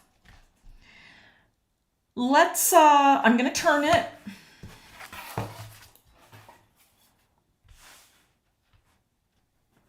gonna put the plate back here and I'm gonna do the stripes on this lower petal. Or side petal, it's lower now. Okay. Here's what I'm going to do. Here's how I'm going to do this. Lines are a little bit difficult. So here's the problem that people have with lines. You take your dry brush, you know, your very thin brush, and you dip it in the color, and then you put the lines on there. The problem with that is that the lines look like you just painted them on top of a color below, and they don't look believable. Now again, I think, was it Jean that suggested trying the watercolor pencils? And I thought about that a little bit more, and I thought I would love to try that. The problem is can you, I don't know, whoever came up with that idea, are they those watercolor pencils? And I know I think there are some good brands, right? And if there are, do they have the single pigment? Would it stick within my 3-color palette? Is it a color that fades? Is it permanent? So those are the questions I would ask myself first. Trust me, I love finding shortcuts, but no sense in using shortcuts if it's not going to work. Okay, we got to be patient right here. I've got the water on there, and it is going to go faster. Let me back up a little bit. One of the reasons why I waited till the very end to put these lines in is because now that we have so much paint on the paper, the water is going to sink in quicker. And because of that, I don't have to wait as long.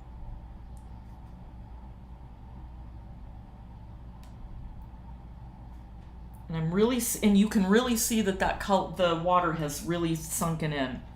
So now I have to be careful. Okay. I hope you can, let's move that a little bit closer. I'm looking at those lines, and they're kind of dark. Like, you can tell they're a reddish orange. Right? And then I'm gonna, let me think for a minute. They almost look like they have a little blue in them, but I'm not going to add any blue to that right now. I'm just gonna go ahead and keep these colors the way they are. Okay. Now as I'm looking, it's getting, the gloss is really starting to disappear. Let me pull that up, push that up a little bit. I'm gonna lower my chair so I can get down closer to the paper without you seeing my big head in the way. Okay, I think it's perfect now. So I'm taking a number 2. Go with the smallest brush you have, because the less paint that's on your brush, the better. In fact, you know what? I'm going with a smaller brush. Okay, I'm going with a 0. This is my 0. Yeah, that's pretty small. The problem is, and this really isn't a problem, but you want that line to be as thin as possible, because when you put that thick paint on there, it's going to react with that water and feather out just a little bit, and that's what you want. You want a line that looks a little bit feathery around it, but that doesn't spread too much. And I don't always get this right the first time. This can be a challenge. Okay, I'm even going to take off a little bit of that tip, and you can see that it's pretty dry. It's not really spreading. So I'm going to start from there and go that way. Don't go wherever the line is going to end is where you want it to end. Don't fade the line out on an area that is in a bright area, because you're gonna see it when that paint lifts up. It's gonna make a dot on the top of that line. So I'm gonna start here and work my way down. So here I go.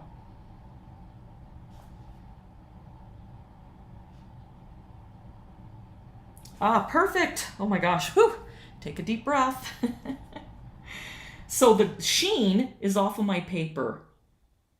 That's what I want. Now I've got to kind of make it quick. Just very light on the surface, kind of skipping around. Not skipping around, putting more pressure on some areas and less on others.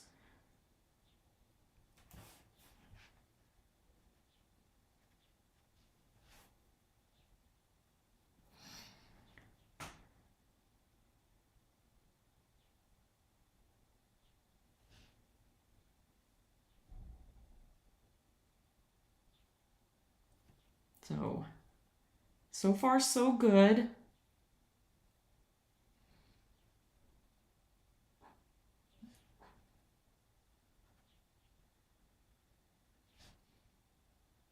This is just what I want.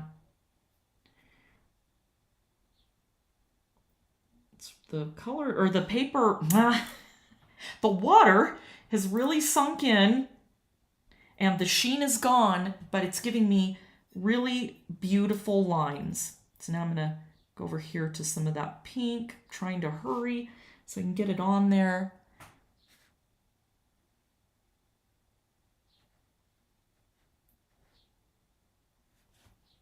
I love it when things work out. I tend to be kind of self-conscious sometimes in watercolors, just having a bunch of people watch me. That's kind of really helped me just relax a little bit and go, what is the worst that could happen? See how I'm varying the widths of those lines? And it might help for you to watch me first on this.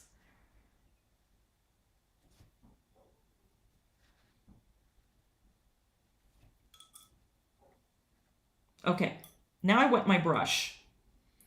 Got just a little bit of that water off, but over on this side, I'm going back to my number 2, because there's just not enough color down in there.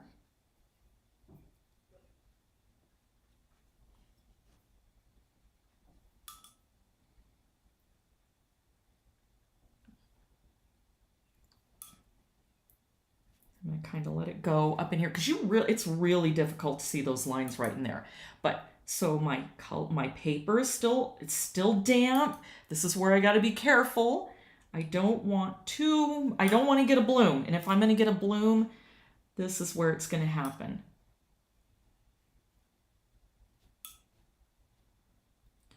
So a watery mixture, going back. Now I'm going back over the lines, have water on it, and look, they're staying right where I put them. And look, now they're even blending out a little bit more. Now I can just throw in a little bit of color here and there. There we go. Yay, okay. Whew, that worked out just the way I wanted it. Live TV. That's basically what this is. Okay. See how I'm adding just a little bit of depth right there? Now, this is where your painting really starts to come together. You're just adding things and building up some color a little bit. My lines, they're still staying exactly where I put them. I can see that I might have to go back in there and maybe pull a few highlights out. But I'm very, very happy with that. You can see I needed to have a little bit of a darker one. That line needed to be a little bit darker. But basically it's doing just what I want. I'm happy.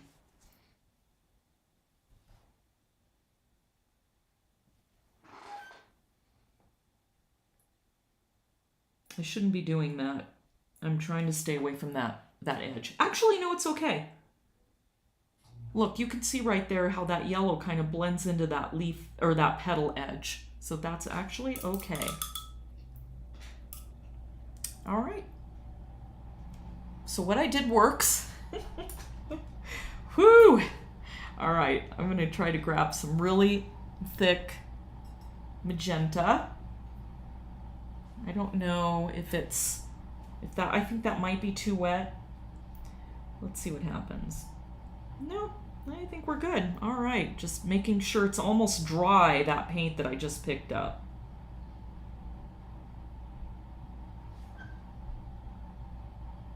Actually, I like how that did that. Okay, so now we'll just put some right along there. And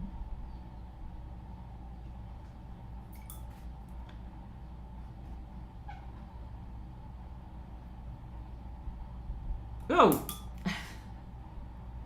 okay. I had water, a little water bubble, and it dropped down. That's okay.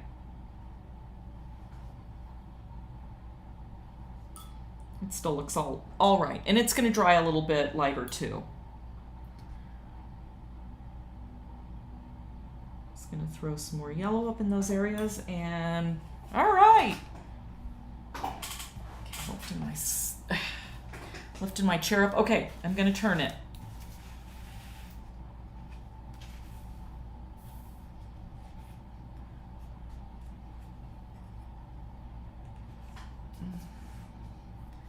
Let me make sure everything's back in focus and turn that image back around. There we go. All right. Look at that. Whew. Okay, I'm happy with how those turned out. So now I'm going to go around and we're going to do, let's go ahead and do,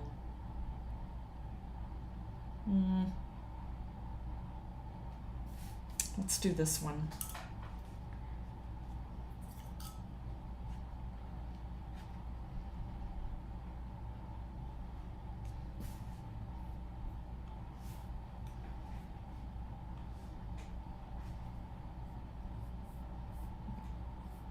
Let me get that in.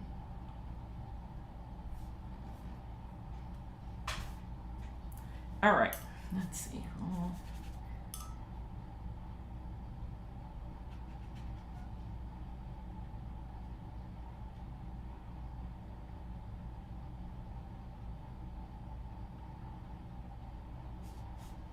Okay. We'll give that a second here. Oops, let's leave that right there. Now these lines are going to be a little bit more of that magenta color. So let's get that purple out of the way.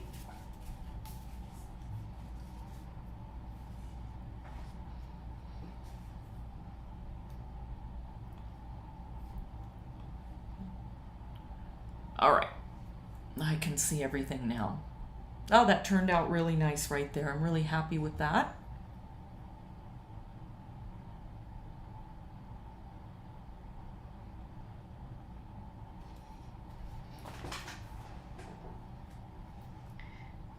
Okay, that was bugging me. I wanted it to have a nice fade, and it does. All right, this is exciting. This is the fun part. Okay, let's go for it. Now, oops, these lines are not as, the word isn't thick. They tend to be a little bit more out of focus. So now I'm going to make a watery mixture. So I'm adjusting here.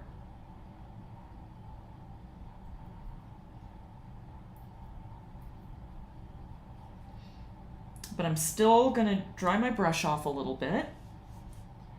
I'm going to start and just try to work my way kind of around. All right. Perfect. Woo! Look at that.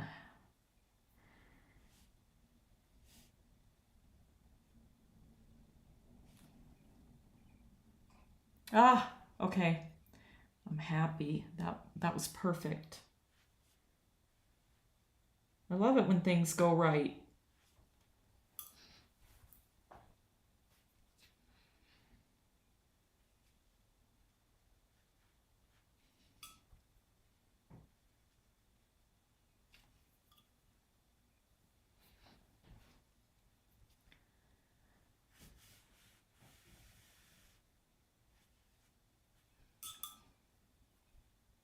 See how it's spread out really nicely up there. I'm not going to claim credit for that. Just lucked out.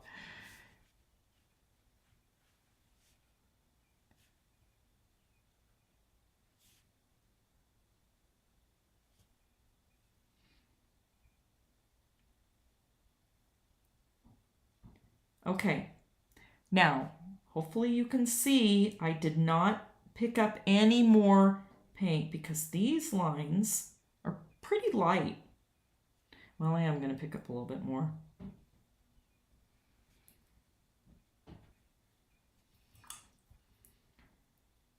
Dampen my brush a little bit, just softened them out. I missed one right there. Love it. Yay. Ah, nice.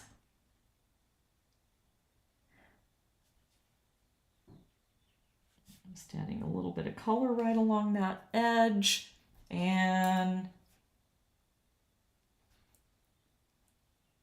same down here a little bit. Let's get a little bit more color in there.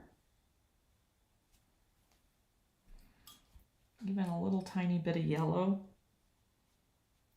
And again, this is where your painting will finally start coming together, where you finally feel like as you're adding those colors and those layers, you start to see things develop, and now you feel like, well, I don't need to give up. I'm just going to keep going. All right, it's looking better. Just seeing little things like we need some yellow right there. It's looking beautiful. Okay, let's go ahead and do that area now.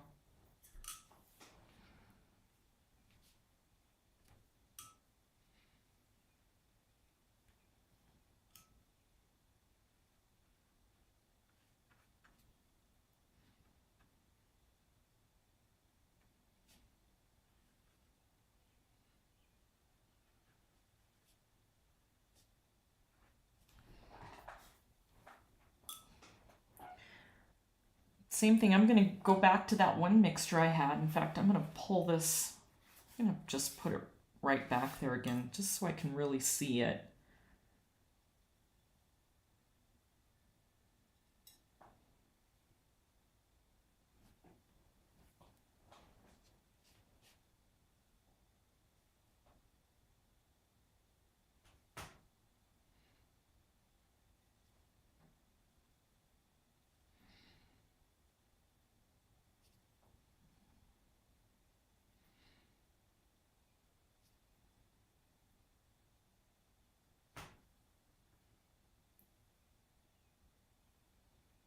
Lovely.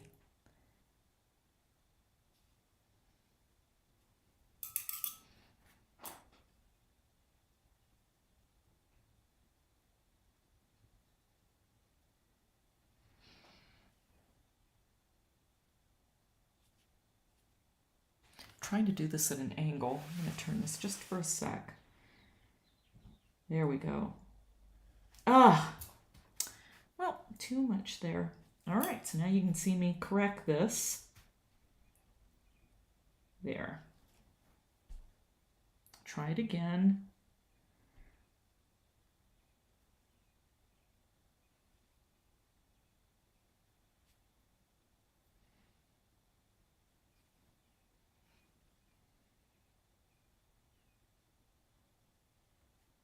It's just, you have to try to have just a light touch.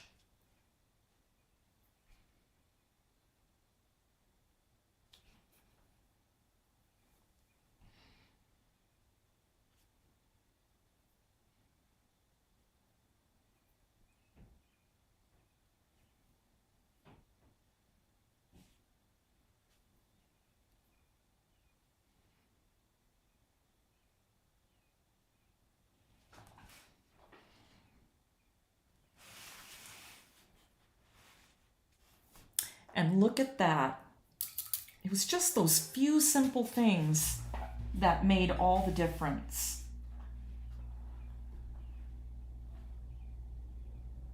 That just made that come alive. Okay, we've got that, we've got that. I want to try to get in all these lines. This may have to go, yeah, I don't know if I want to do another stream on this, but I want to get these done. So let's go ahead and go over to here now. So this may go till 1. I may take just like a few minute break and keep going. Okay. Let's use the bigger brush and get that on there. And again, my colors are staying where I put them.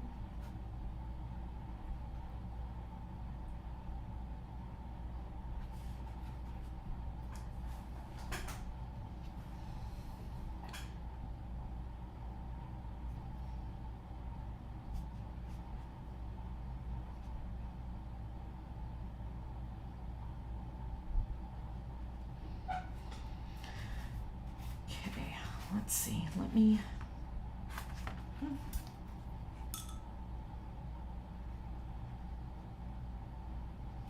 this I think I'm going to have to turn.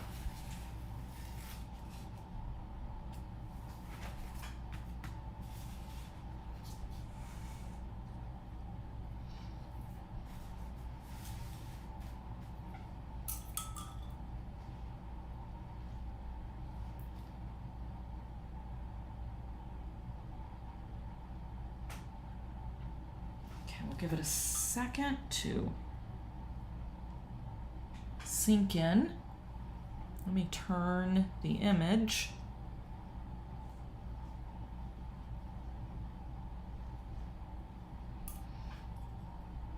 Okay, now these lines, as you can see, are very, very orange, very red orange.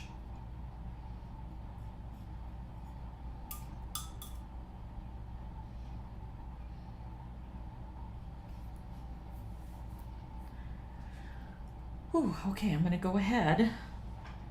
Everything's starting to sink down. I'm going to chance it. Let me get most of that color off. I don't know if you saw me wiping most of it off. Okay, here we go. Yay!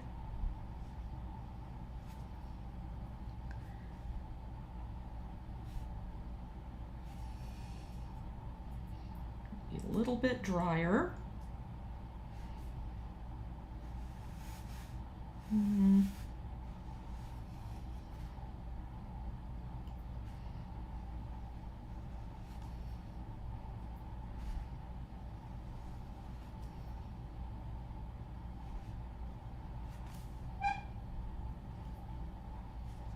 You can see I need a lot more color on this. And there we go. Look what happened there. That was nice. I just felt like that was a little bit too thick. Okay, I can fix it and add the line back in. Okay, let me get the color off.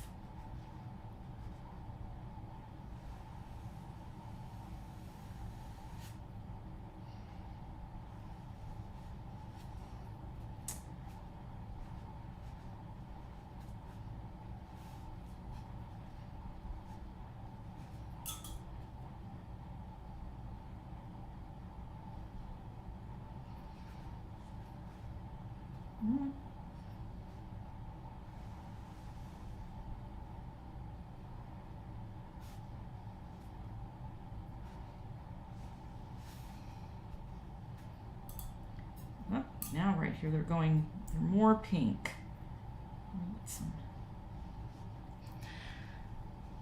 Too much water.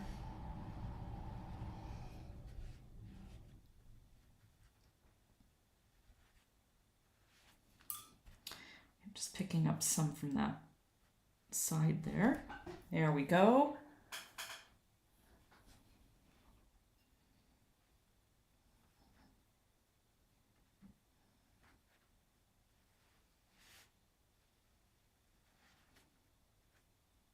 All right.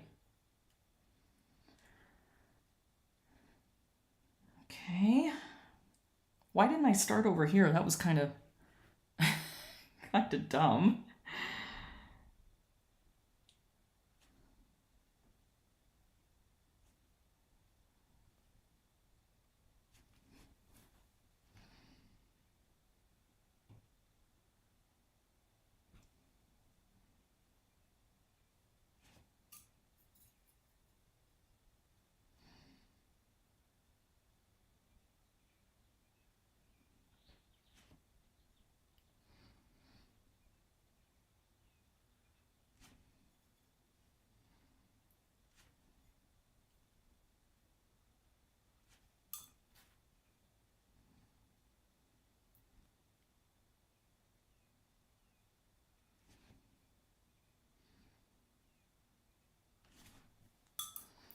Whew, okay, I'm almost done.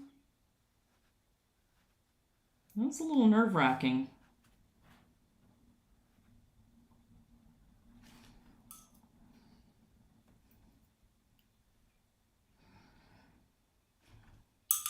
Okay.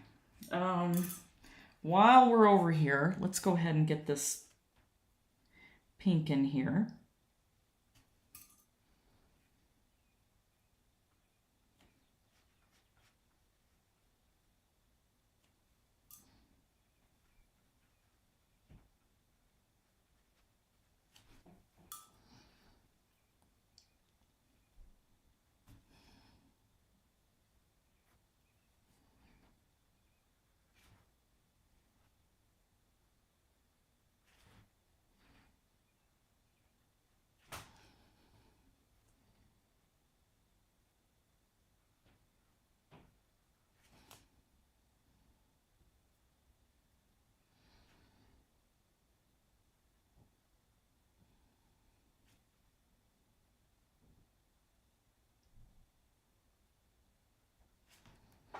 All right, I'm pretty happy with that. Okay, let's turn it around and look at it. Oh, look at that. Let me turn the image. Now, we don't want that to look flat, so we're going to let that dry, and then we're going to add in just the shadow, and that will help tone down those little center lines there. So let's stay on this petal.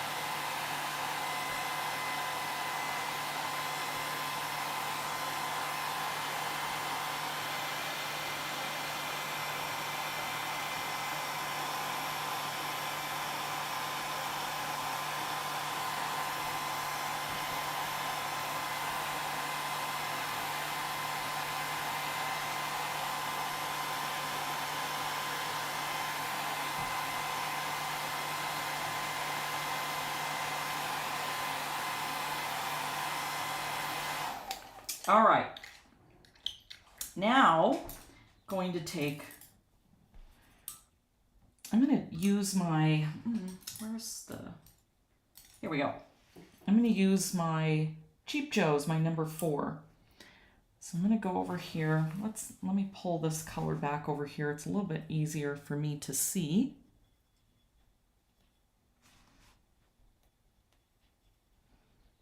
Okay. So now what I'm going to do, I want a nice point. That I don't feel gives me a good enough point. So I'm going to use my number 6. Now I'm going to put the shadows.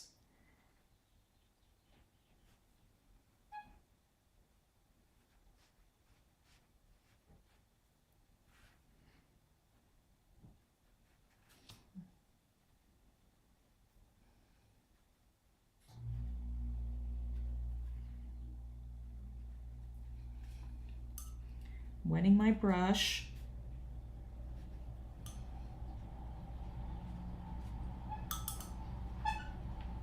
I'm going to pick up some yellow. See, I'm kind of varying the color a little bit on that shadow.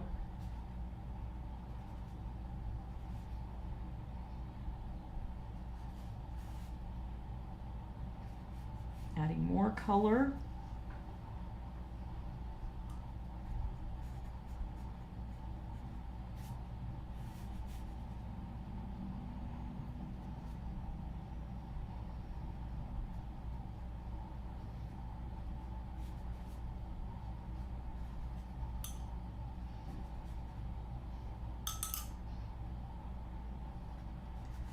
More pink. And remember, when you're painting like this, make sure you vary things with water, a little bit of red, a little bit of yellow. You don't want that shadow to look, I don't know what a better word would be, static with nothing inside. You want it to kind of have different levels of darks and lights within it.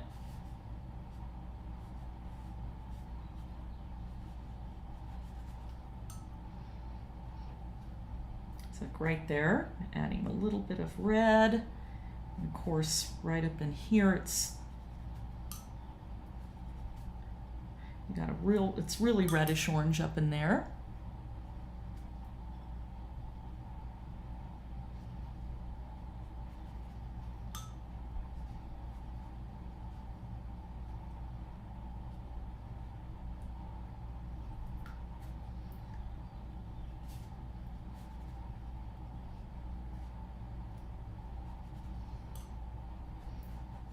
And look at that. I didn't have to worry about where I stopped because I know I have so much paint on here now that all that sizing is kind of washed off and down into the surface of the paper.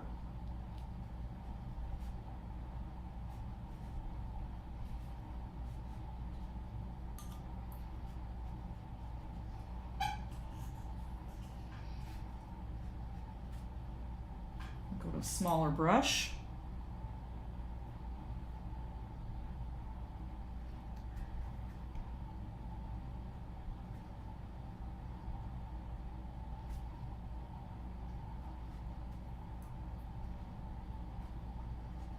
Another bubble was on my brush.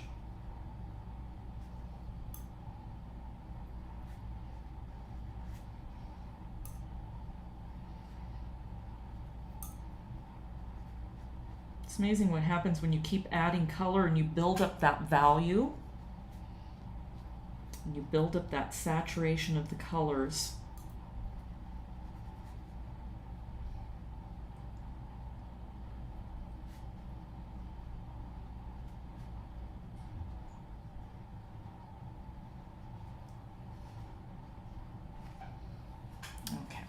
Back over there. Now look at that petal.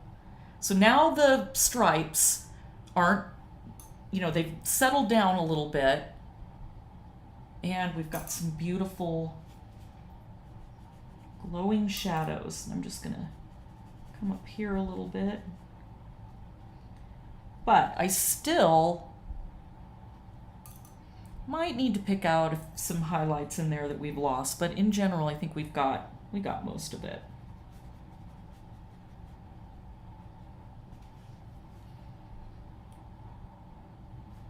Very nice. Okay, let's come over and finish this petal, and then we've only got those two and that to go. Then we'll get to that little center and then start working on those, on fixing any backgrounds if we've got some time, which I think we will. Let me quickly get some clean water.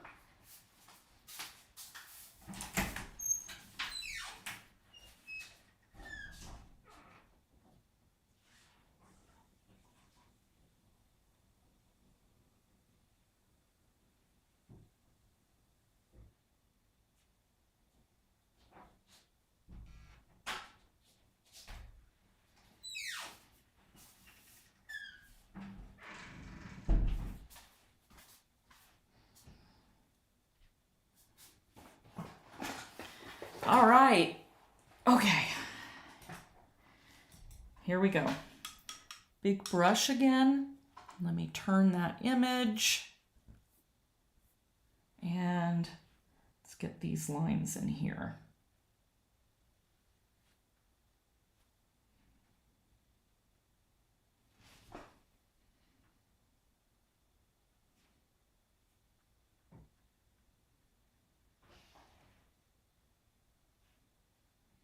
Okay, we'll let that soak.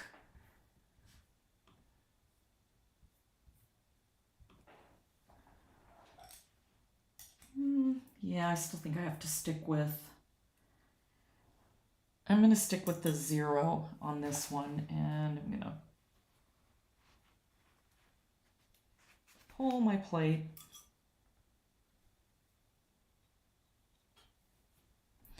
All right. I still have my mixes going here, so I think we're good.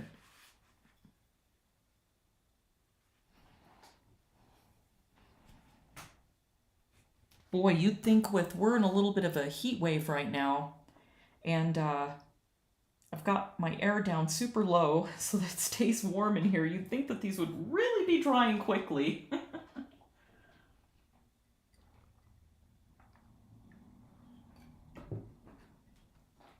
So even if it takes me a little bit longer than noon, and any of you have to go, I'm gonna keep going on it, and then obviously it's gonna be up for a replay. Okay, so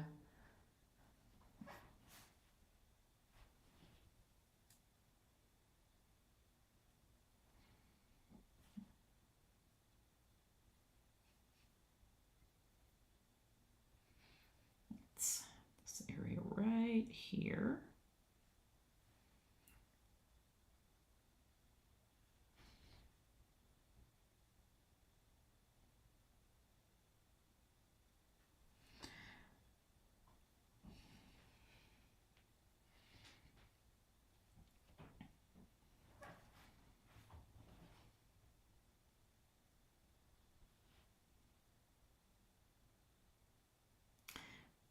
I'm not going to pick up any more paint. I'm just going to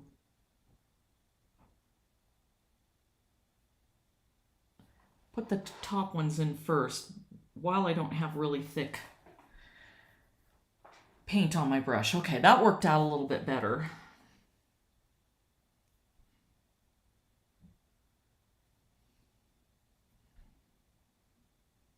You know, if you're really nervous about putting in the lines, you could either not put them in or just put a few in.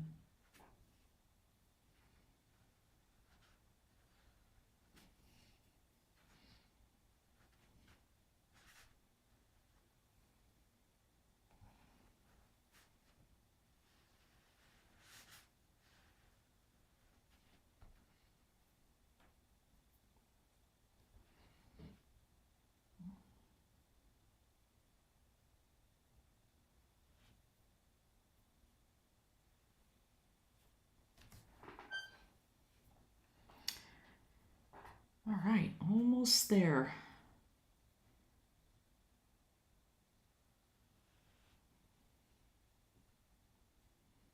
And then remember, I'm going to cover up with a lot of color on this petal, so then you won't really see those.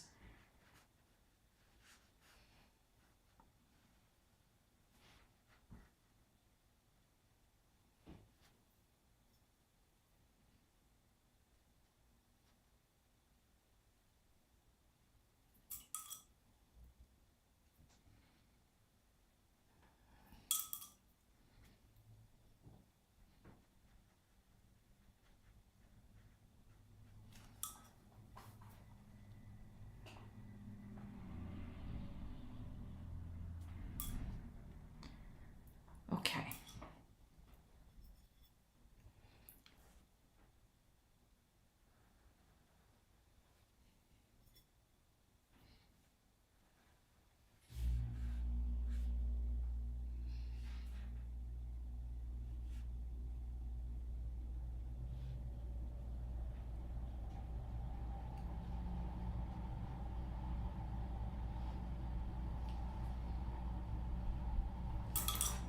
Okay, now I'm going to go ahead and add a little bit of color. I'm going to dry it again, and then I'm going to put some of that color on it, just like we did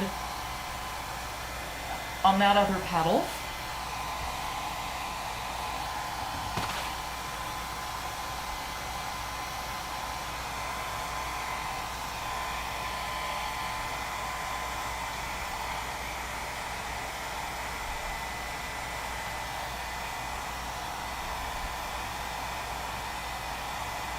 Actually, let's save some time here.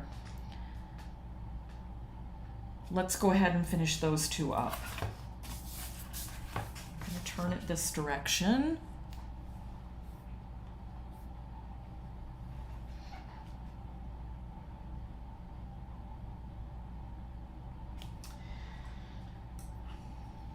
And I think because there's so few lines here, I'm just wetting both. I'm going to make a decision here and wet both of them. I want to get all these lines in and move on.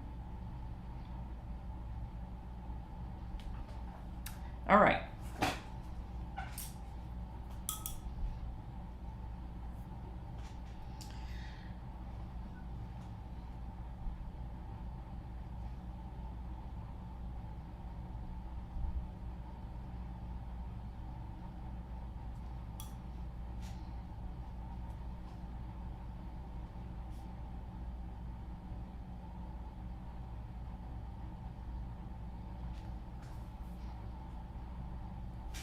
Just kind of fixing that little area right there that I forgot about.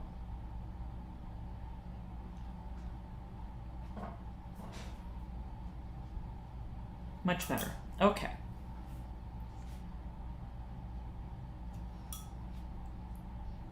Okay, everything looks like it's sunk in, so I think I still have room to pull this over.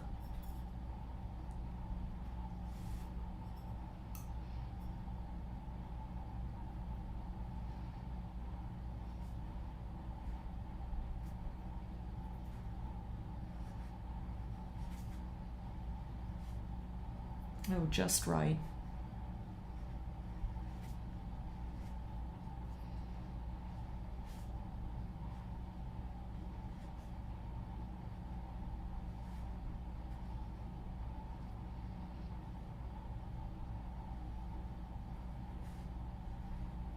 Yeah, I'm glad I switched tactics there so get some of this done.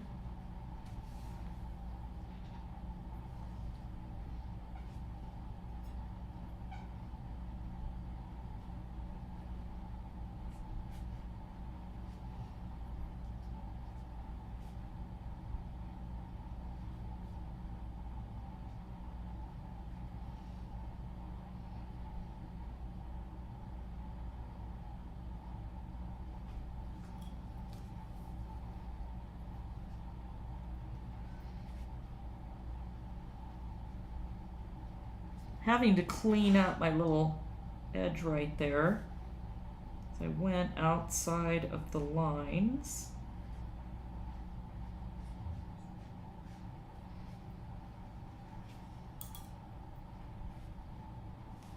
There we go. Let's add a little bit of yellow into that line.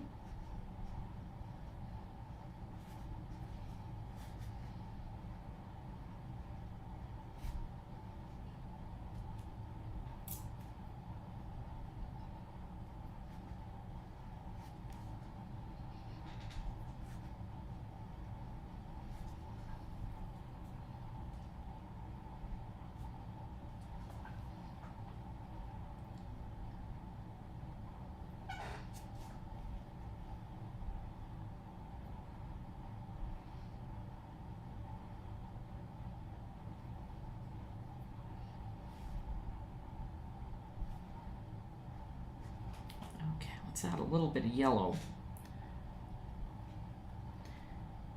All right. Oops. Well, that was too much. Okay, so I'm just wet my brush a little bit and just picked it all right back up. And plus we're going to put a little bit more color there too. Now these lines are very light. So I just grabbed some of that pink.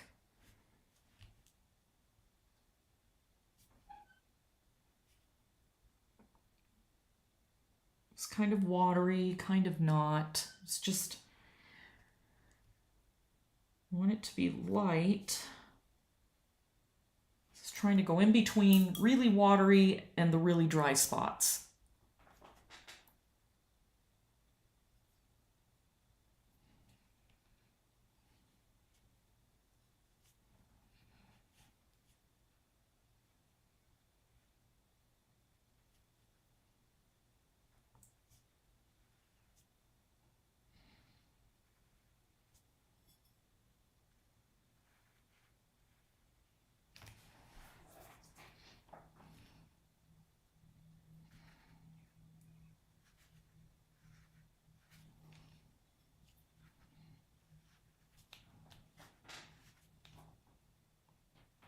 Ooh, okay, now I gotta quickly get over here because that's gonna start drying.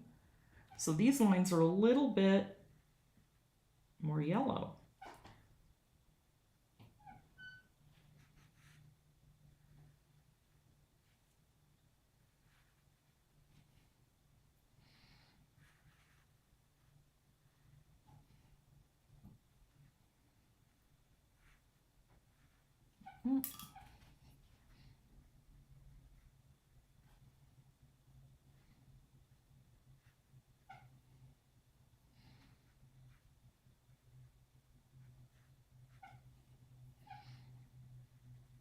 If I were just painting this, for me, I most likely would go over those lines again, but I don't think we're gonna have time for that. Okay, now let's get the one right in here. And then we have that one, and then we're done with the lines, and then we can finish up these shadows. Or I should say, I'm done with my lines. You may still be working on yours. Okay, small brush again.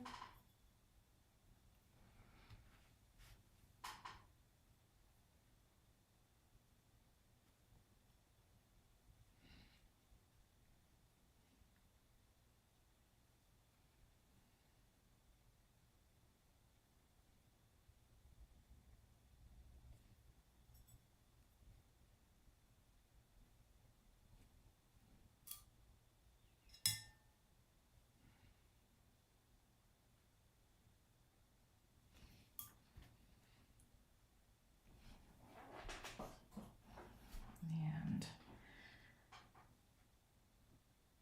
while I'm in this area, go ahead and put those little nodules in there, whatever that is. Add a little bit of yellow.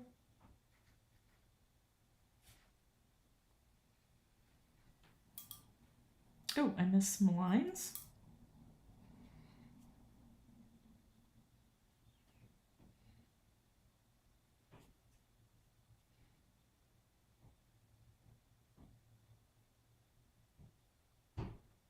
All right.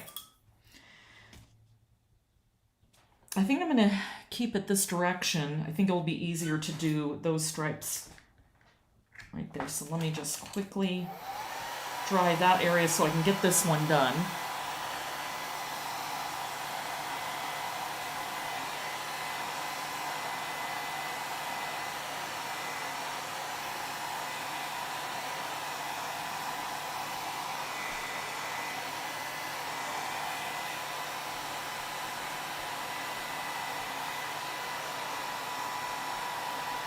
All right, I think that's dry enough that it will be okay for me to put some water on there.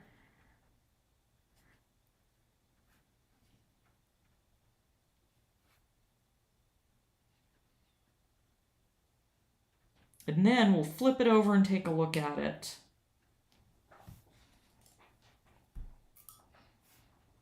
Okay, I'm gonna let that sink in while I'm doing that. I'm gonna add some red over into this little spot here. Separate those little petals.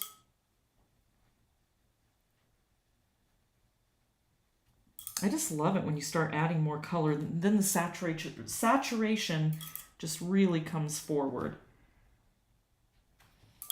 Just another area. This is that area that I messed up and I painted green in it. It would have looked really beautiful had I not have done that, but you know what? That's okay.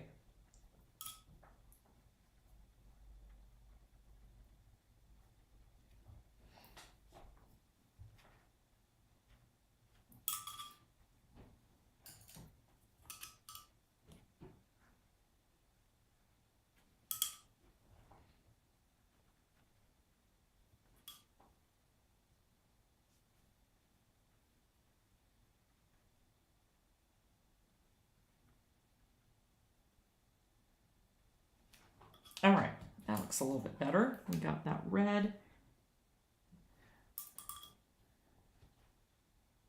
Okay, that looks good.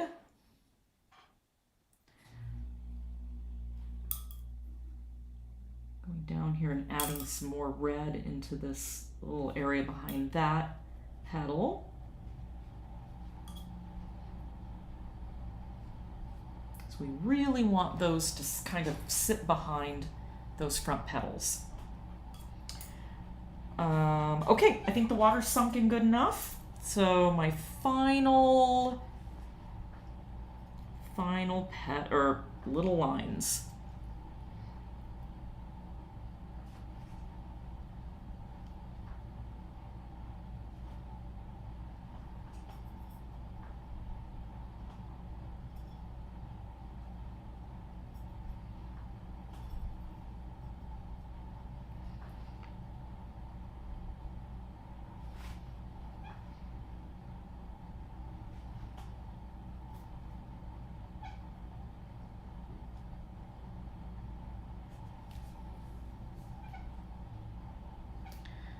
Okay, this is going to be a little bit more difficult because I've got to swing around.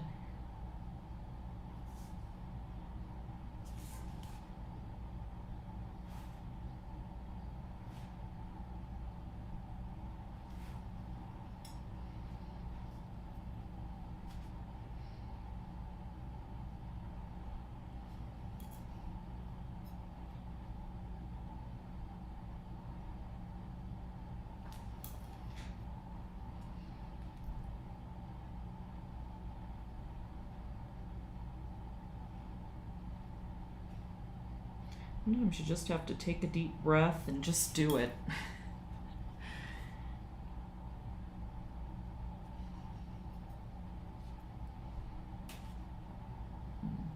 Let's make that a little bit thinner.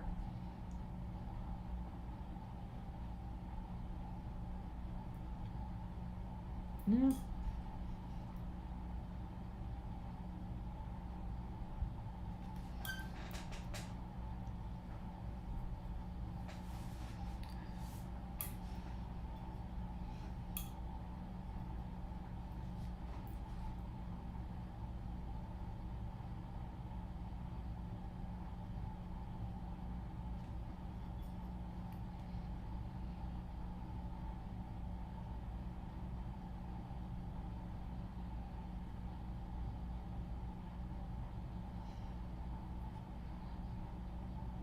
Nope, that's a little too thick.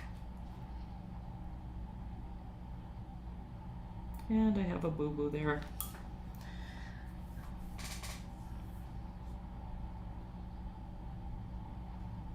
And one more, a very light one.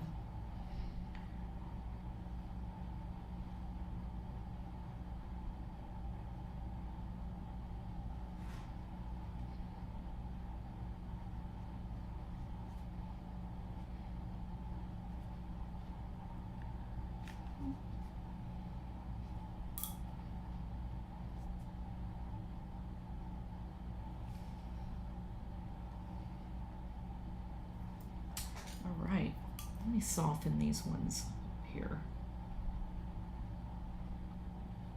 Okay, not going to worry about those right now because now we're going to go back and we're going to go ahead and dry the whole thing and then start putting in the rest of those shadows on those other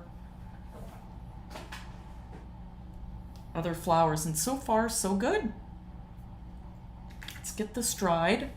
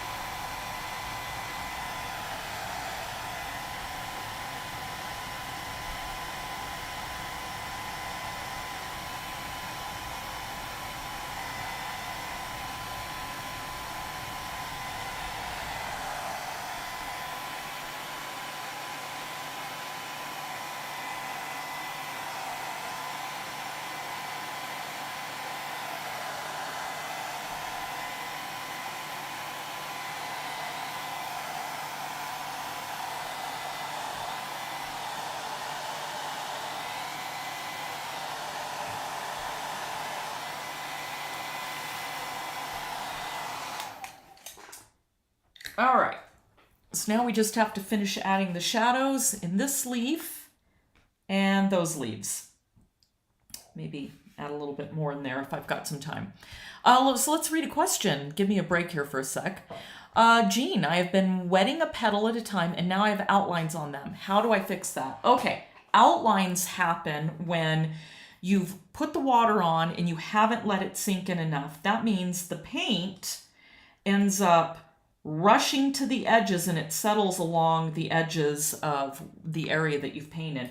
So let it sink in, then look at it, let it sink in a little bit more. And if you do that a couple of times, then by the time you put the paint on, it won't suck right to the edge. So it's just a matter of you just need to go a little bit, you need to let your water sink in a little bit more. Okay, so let's go ahead and add some color down in here. Let's see. Can everybody see my palette? Yep. Okay. All right. Let's make sure I'm not dropping color on, on that area. Okay. So I have a lot of color on my brush and I'm starting right over here.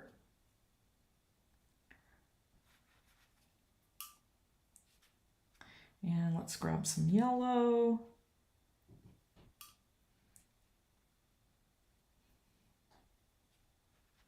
And remember, I'm varying my color a little bit. I'm heading back that way so I can blend out that shadow.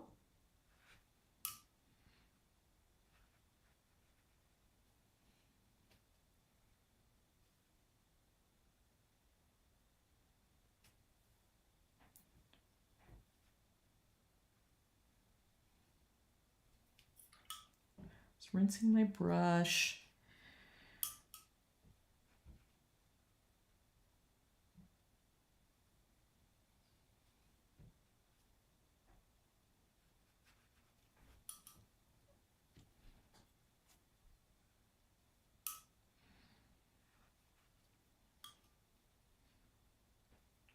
Again, going back that direction.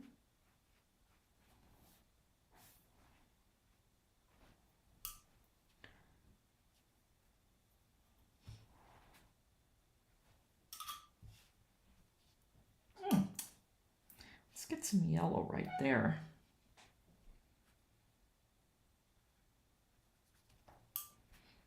Okay, that looks better. A little bit of color variation.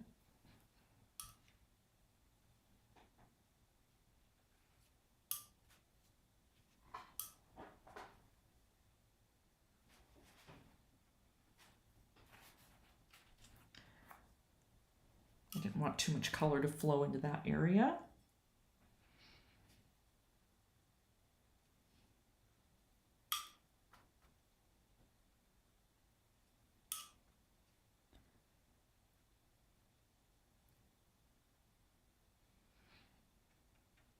Okay, now I'm going to switch to that smaller brush, my number 4.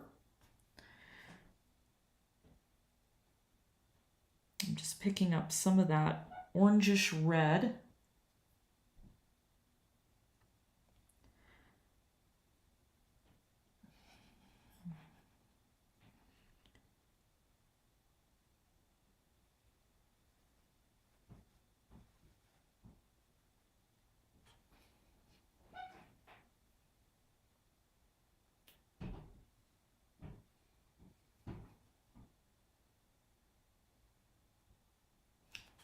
Down in there. All right.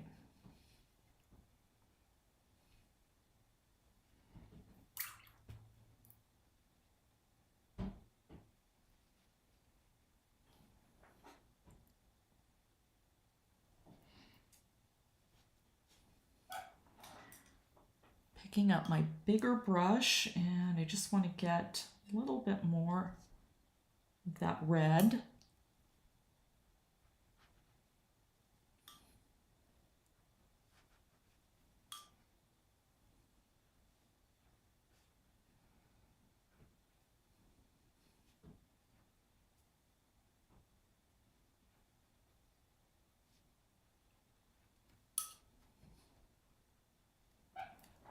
All right, I'm really happy with that.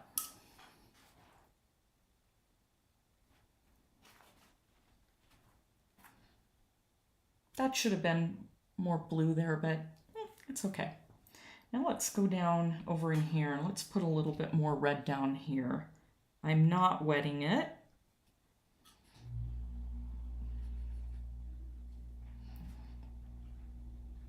I just looked at it and realized we just needed a little bit more color.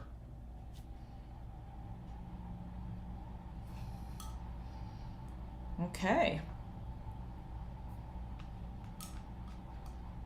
Let's go ahead and do this. Same thing, I'm not gonna wet it, I'm just picking up that color.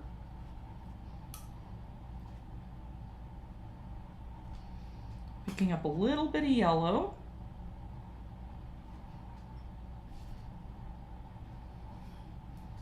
A little bit more yellow.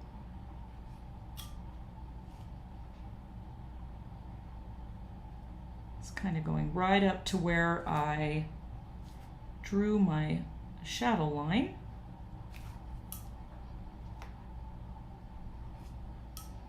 Picking up some yellow.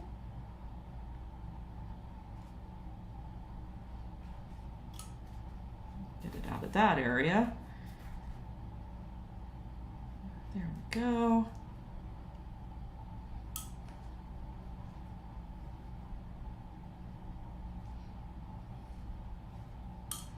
Let's pick up a tiny bit of that blue.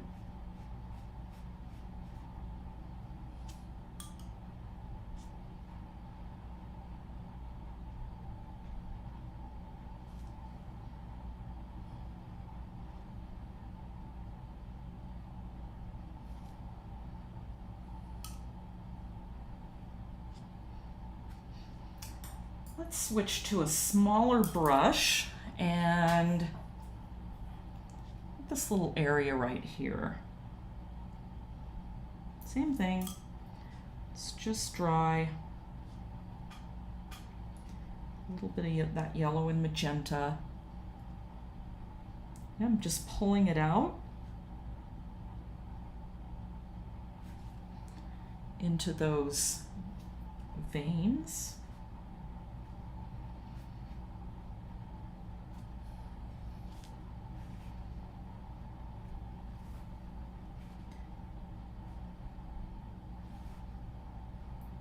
Define over in here so I can see where I'm at. This got a little bit out of control there.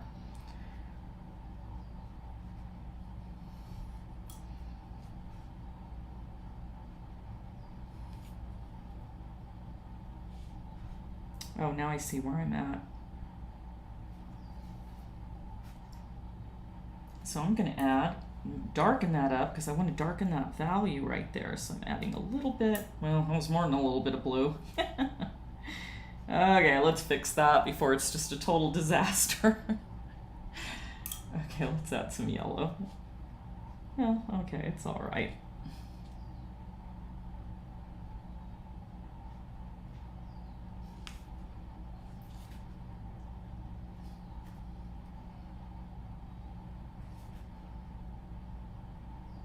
Actually, that wasn't too bad. All right.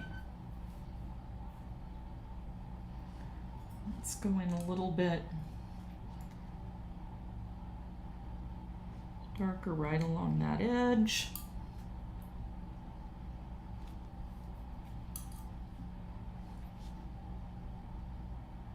Right along there. See how I'm starting to build up a little bit of value now? Go right along.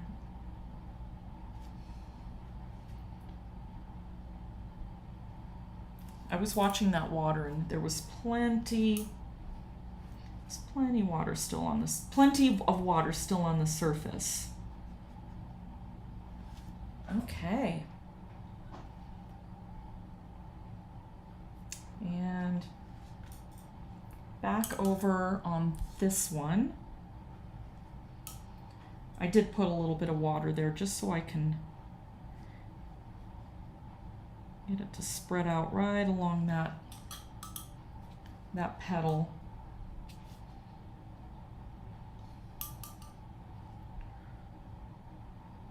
More water.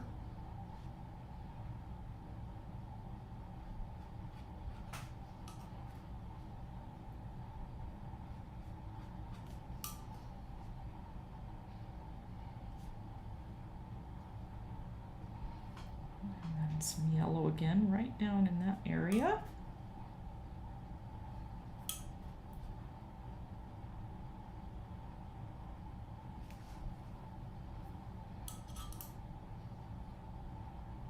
Oh, I just think that this is just lovely. I'm going to add a little bit more blue down there. That way we've got some variation. We've got some color changes. We've got value changes. I'm so happy with this. Okay, I think I need to get... Yes, I know that that's not wet, but these are so faint. And I'm going to go over this with more color. You really can't, they're hard to see in there, but I want some variation in that little area. With right there. Okay.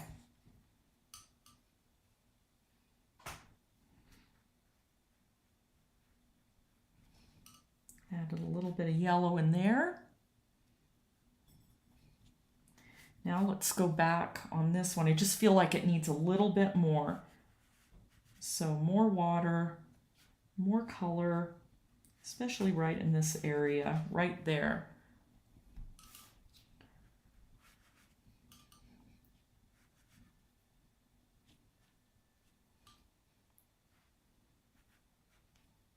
And I'll throw in some yellow.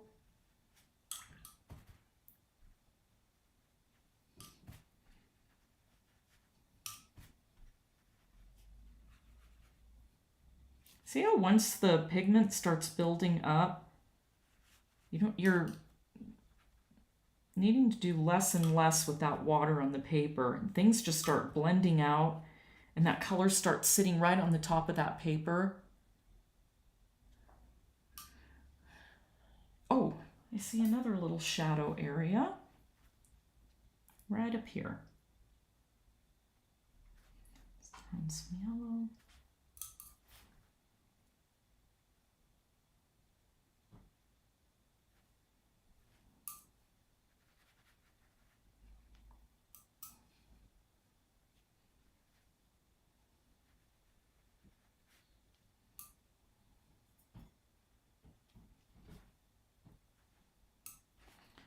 Actually, I need to get up in this part.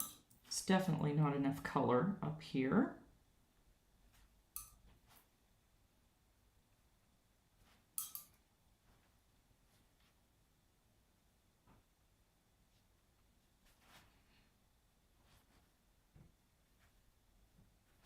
There we go.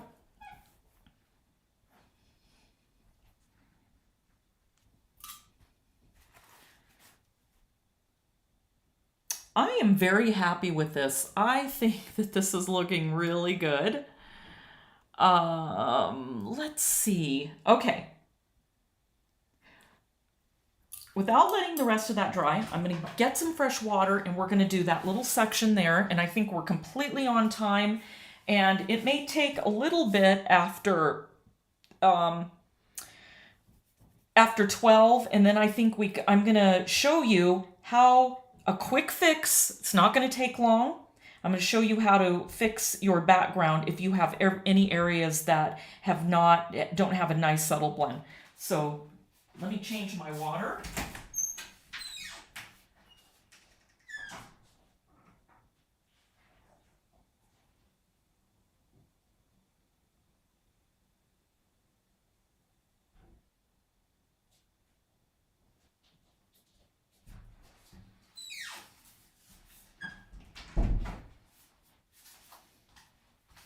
I wish you could see underneath my lights how bright it looks. I feel like when I'm looking at it on screen that it's a little bit less saturated, but I'll take a picture of it when we're done.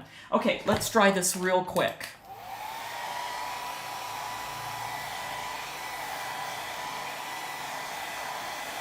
No, let's not dry this. Let's get that going on. Forget about drying this. Okay. I'm going to turn my yellow around. I'm going to make a watery, watery, watery mixture. I'm not even bothering to wet the paper first. Let's just get that yellow down.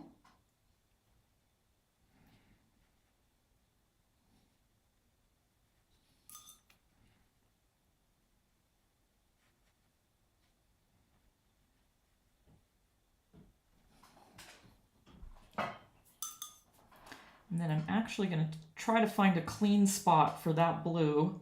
I'm running out of room, and I'm just going to drop some blue in there.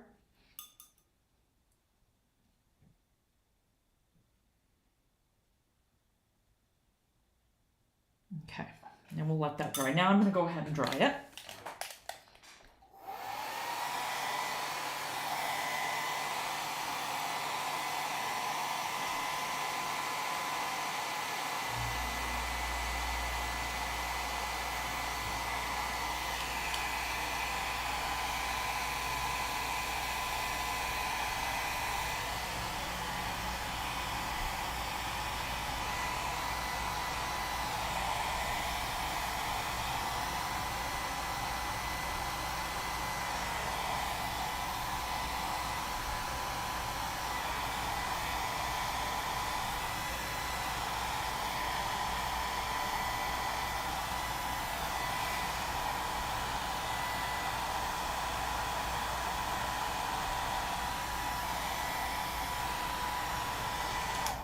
Okay, while the rest of that's drying, I'm going to pull my palette over here and let's get some of that cleaned off. There's like almost no room for me to get some nice vibrant greens. So let's get some of this clean. And again, normally I would paint with a much bigger palette than this, but you know, I don't want it hitting and knocking things and trying to keep it on screen.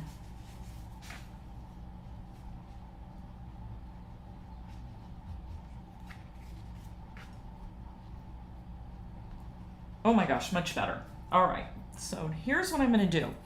Because we need to get along all the edges, right along there and right along there, we need to get some greens in there and some yellows, so we have some good contrast, good complementary color contrast, and that will also help this little area out. So let's go back to making a nice green. And then we're going to dull that green down. I'm just going to have some little piles here and there. It's not going to be a complete mixture. Now I'm going to just drop in a little bit of that magenta.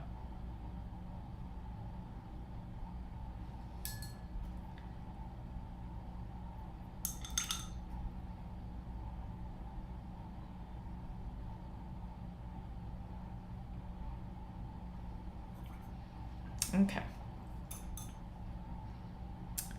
I'm going to move this back over here because I'm going to be going around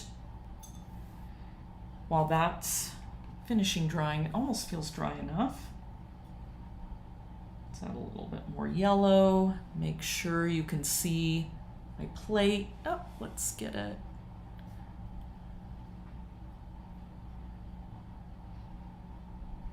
Okay. Grab a little bit of, make a little bit of a darker area. Okay, here we go. Let's get those little green areas in.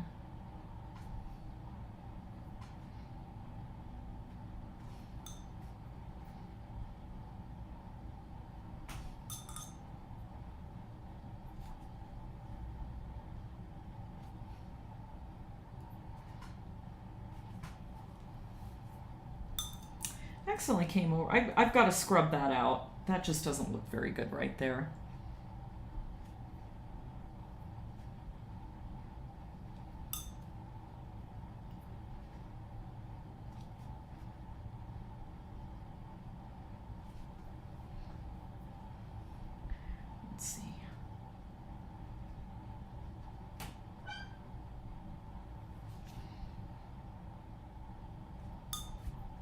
just picking up a little bit of yellow to add a little bit of a glow.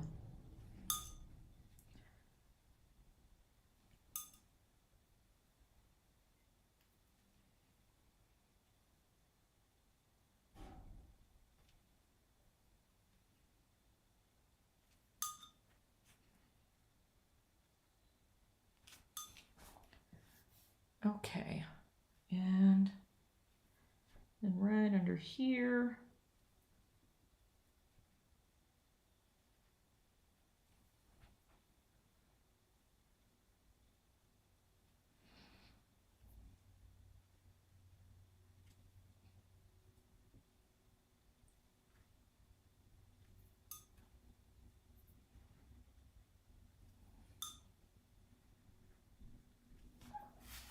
thought. I feel like we need a little bit of yellow right in that area. Okay. That was helpful. Let's go ahead and get these little areas in. What I'm going to kind of do is fill in behind them. Just kind of what you would call negative painting.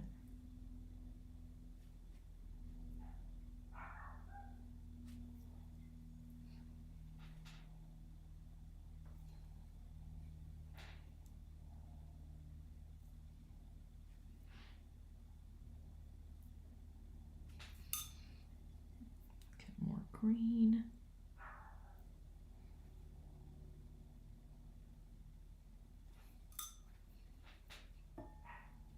Just adding more yellow.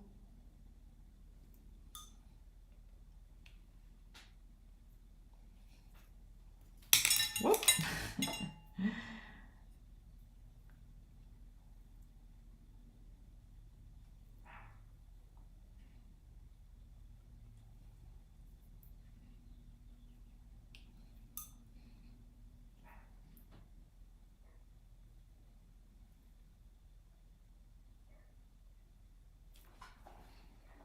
So you can see I'm just kind of working around those little areas.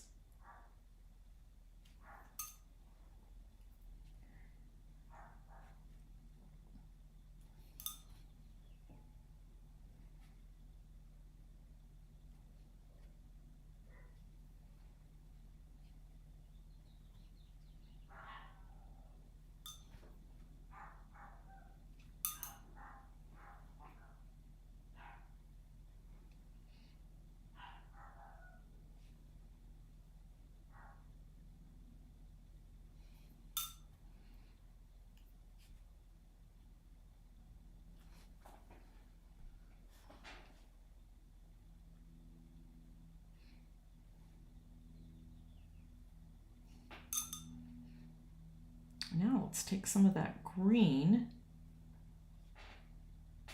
and we're going to blend it out into what this is, like a little shadow.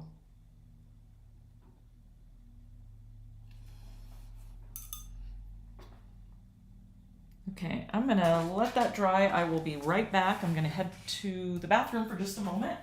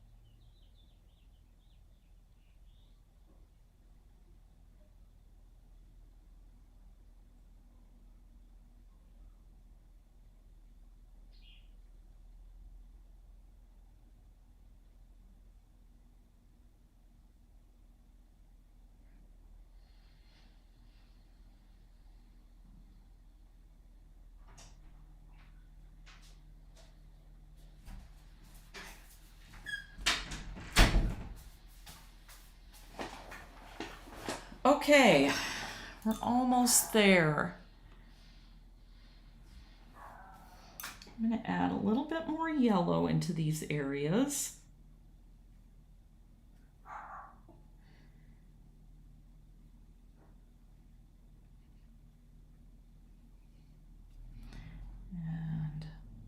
bit of green right here. I'm just kind of suggesting these little, what are they? They are the little seed areas, I think.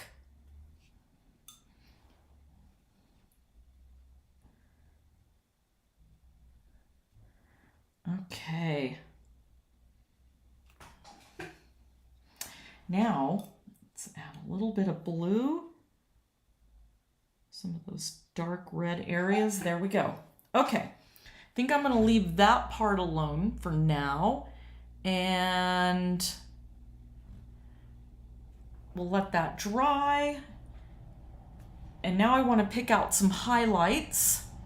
Let's see, feel if everything's pretty dry. I'm going to dry it really good once again, and then we'll pull out any areas that I've missed some highlights. And now I'm going to go ahead and show you how to fix the background. So give me a sec here to just get this dry. And let's see. Somebody's asking, will the picture of the final painting be posted on Facebook after the live stream? Yes, it will. I'm going to post it, and then you can post your image, and I will try to help you out with any problems that you've had.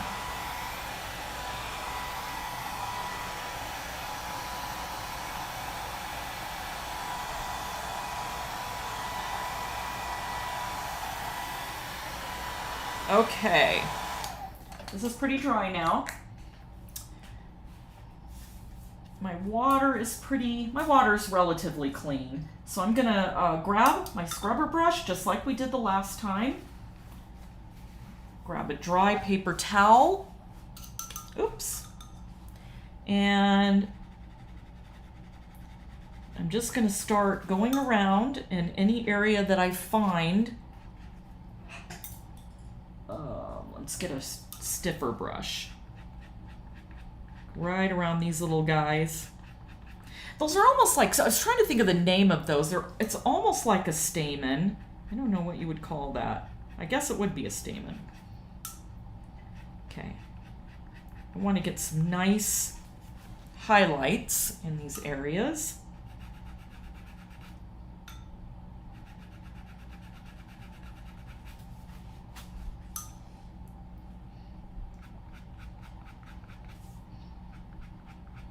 Just making sure that I have lots of water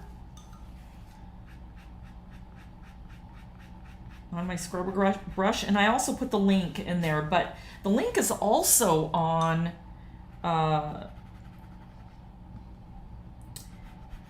one of the pages, one of the PDF files that I have on my website. Let's get my oil brush so I can get some nice, there we go. That's what I needed. I needed to make it so that some of those shadows look believable, so that they're just not so straight across, that some of those veins are actually sticking up a little bit. And there we go. Same over here. I just went too far down. There we go.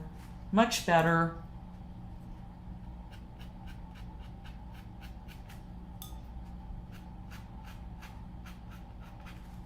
Much better.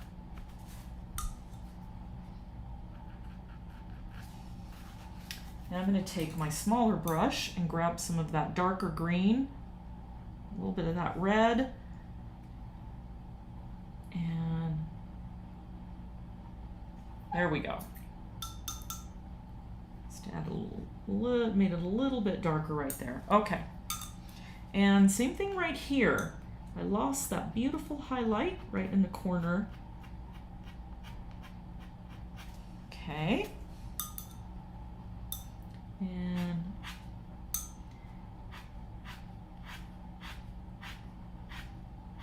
see, I'm just very lightly running it against those ribs.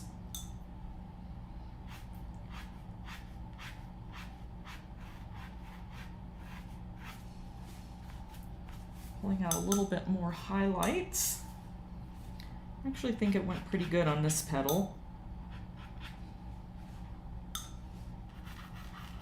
Get some of that yellow. No, there's a tiny little highlight right on the tip top of this back petal.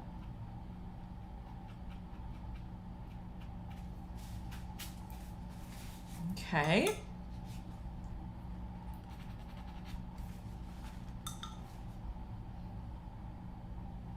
Ooh, I missed a little green area right under here.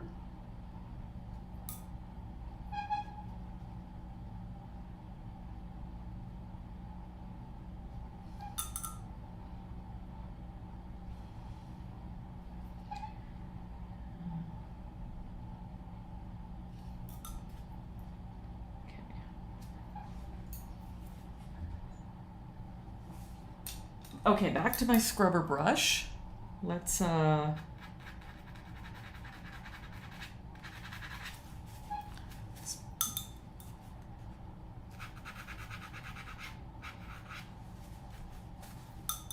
that looks a little bit more believable.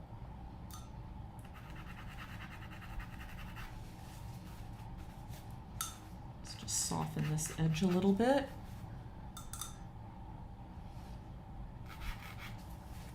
And looking around, I can see an area where I missed some color.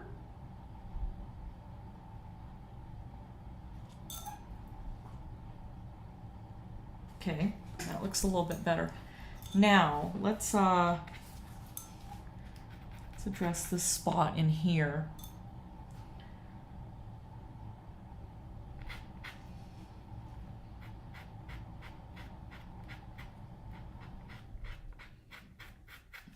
I lost a lot of that highlight right there because when we were doing the background, I had actually painted over that.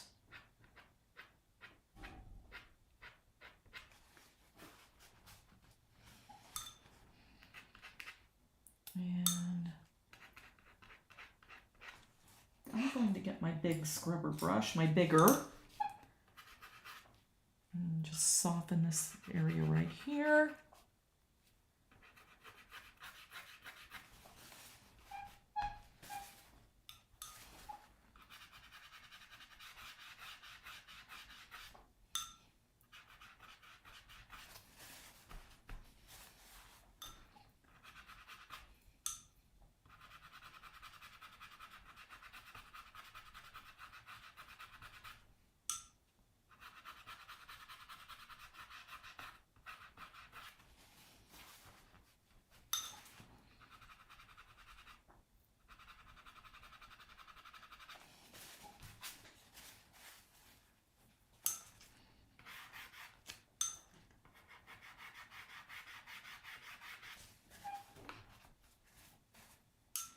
Back to my smaller one. It sounds terrible on the paper, doesn't it? It sounds like you're just tearing it to shreds.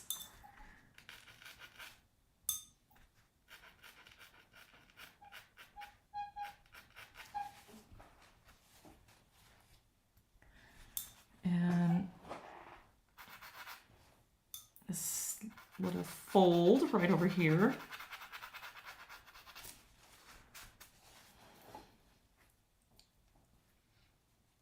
All right, I actually think everything looks pretty good. And I think I'm going to go ahead and I want to show you something quickly. Do I ever use lifting preparation medium? I've tried it and I just don't think it works very well. I don't know. Does it work for you? Let me know. Ooh, wait, let's get...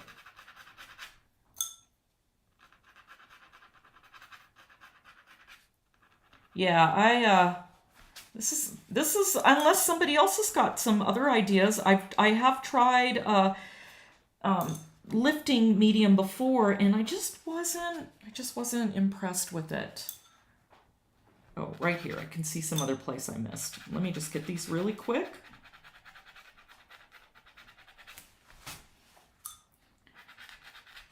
Go back to the bigger brush, blend this out.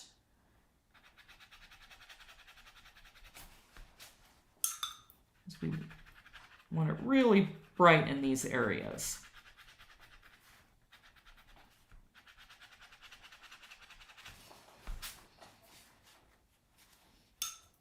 Nice, I'm pretty happy with this. Okay, I could just keep messing around with this forever, but again, let's stop and let's address the background. All right, so I think there's quite a few of you that had a little bit of trouble making these circles look blended, almost like they were airbrushed.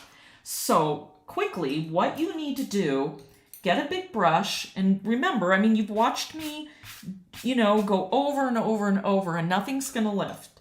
Take your brush, make sure it's sopping wet, paint over that background area.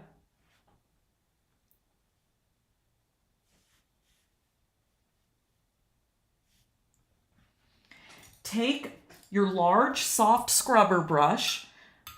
So this one is the number 12 and it is soaked. My paper is soaked. I'm not letting it soak in. That's not the purpose of what we're going to do right now. So what you want to do is with that very wet brush, lightly skim over the surface. Keep a lot of water on there. You're not going to pick anything up. You're just blending those colors out. Again, with lots of water and very, very softly. Lots of water on the paper. Go around the edges that you have on the paper where, you know, you see some harsh lines. Don't try to pick any of this up. Just keep lightly blending out that color. And then it will get a nice soft blend. See how I keep dipping and getting water?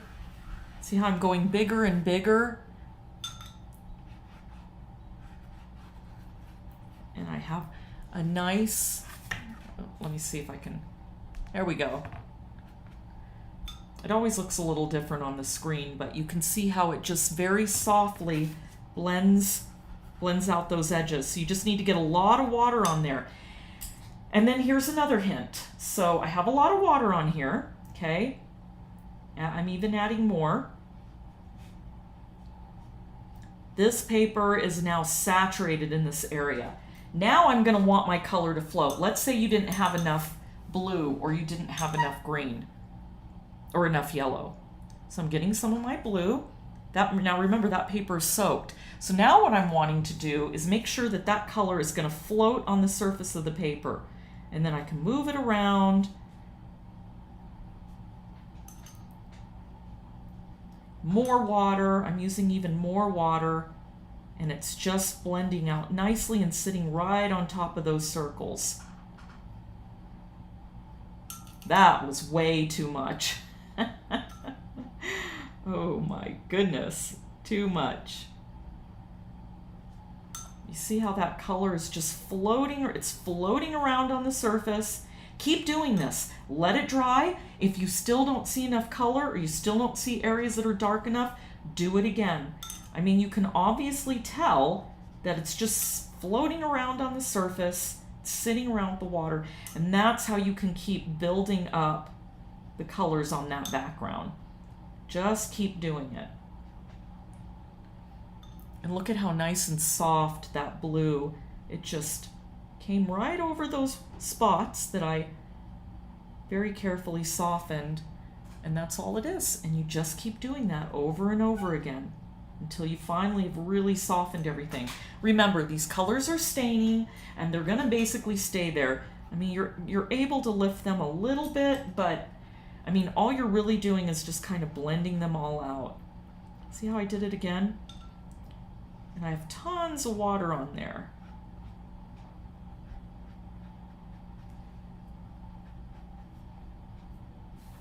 Now my background is nice and blended. So keep practicing on that. You'll get it. It just takes a lot of time to Just takes a little bit of learning.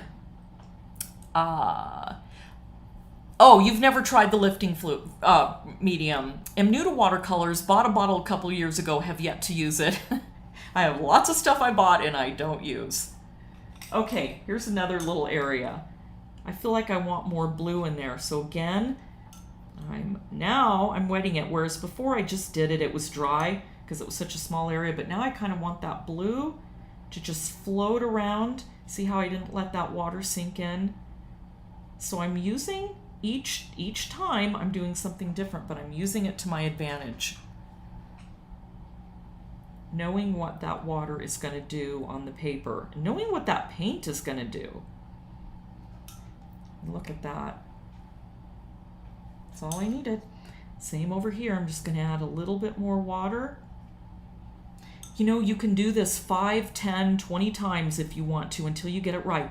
But don't give up. That's what I was saying. You might get to this point where you're looking and going, ew, I don't like how my background's looking. Keep trying. Keep working on it. It's staining color. Not going to lift it. Keep adding it. Let it dry. Then throw more water on there. Kind of experiment. See what is working.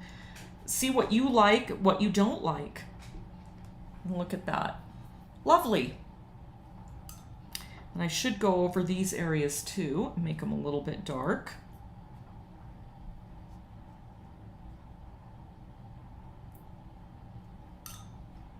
Darken them, I should say. Same within this area. Just picking up that blue. Let's pick up some yellow.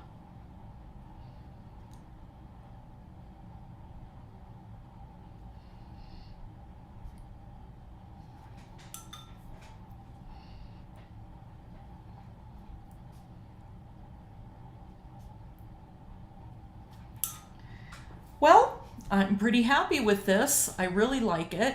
The only other thing I might do, and that would be to turn it around, take a little bit of yellow,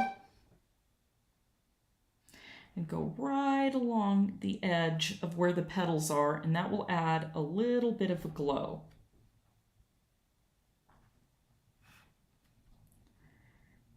It's hard to see that on camera.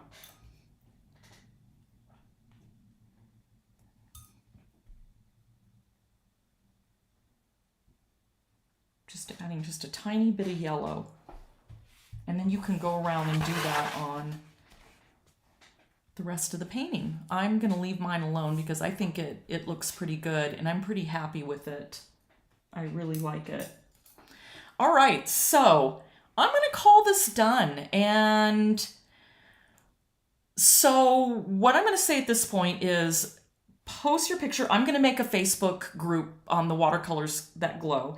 I'm going to go ahead and take a picture of this. I'm going to put it on there. And I want to see what yours looks like. And I also want to help you if you were struggling with, well, anything, the lines, the background, and we'll go over it and I'll try to give you some good solutions.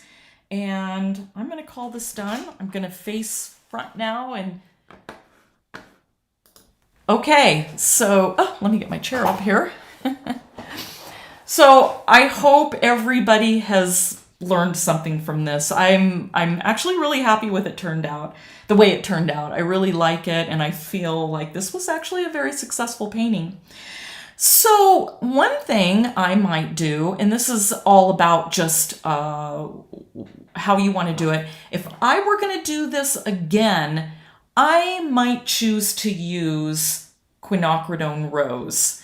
I'm looking at mine and I didn't get my those pink orange yellows as pinky oranges as I wanted. I figured that Magenta was going to be a better choice, and there is nothing wrong with the color I picked. I'm just saying that if you choose to use Quinacridone Rose, if you have it, it's actually going to look a little bit brighter in some of the areas. But on the other hand, I also like the fact that I have kind of that very cool background, which goes really well against that Quinacridone Magenta. So I'm really happy. And let's see, let's see. Oh, Shannon says, I love seeing the difference between the effects of adding the paint to floating water versus water that is sunk into the paper. I think have experienced it and know what was happening. Yeah, it makes a huge difference. So when I have time, not when I have time, when I'm ready to just do a background, we won't have to worry about anything in the foreground. I'm going to mask it all off, and we're just going to spend quite a few hours just learning how I get all those little effects, how you would create a branch and a leaf, but making them look really out of focus. So that's a whole nother ball game, just like you saw what I did. So I'm very happy with it. Again, I'm going to go ahead and I'm going to take a picture of it and I'm going to put it on the Facebook group. And Teresa says, thank you, Debbie and Shannon, for a great experience.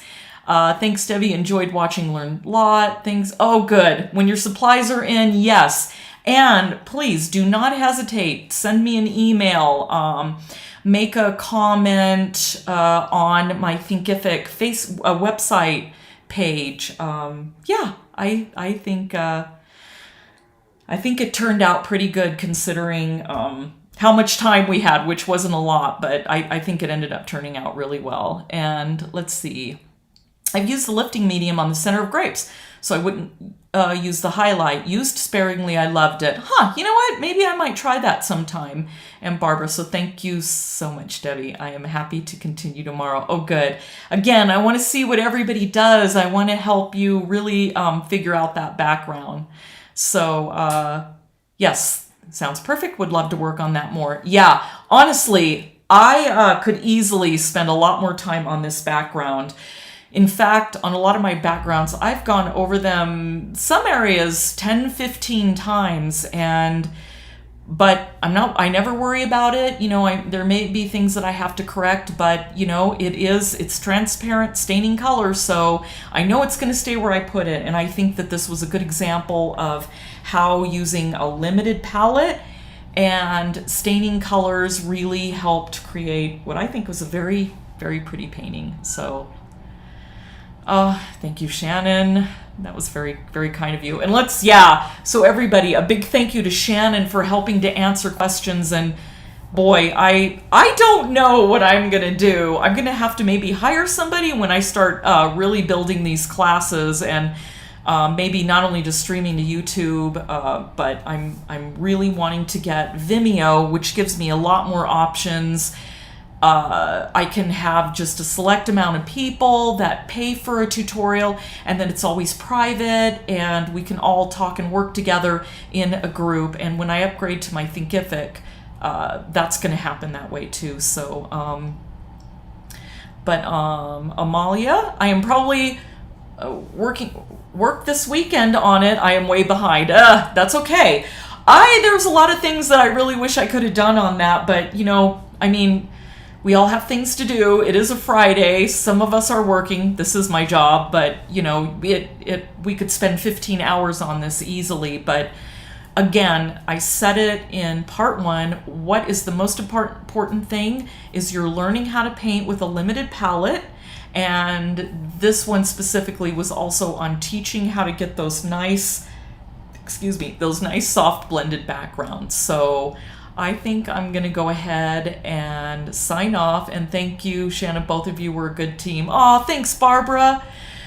Oh, yes. I think this was a great class. I am so happy with how this looks. I'm going to actually hold it up and see how differently it looks from the face-down camera.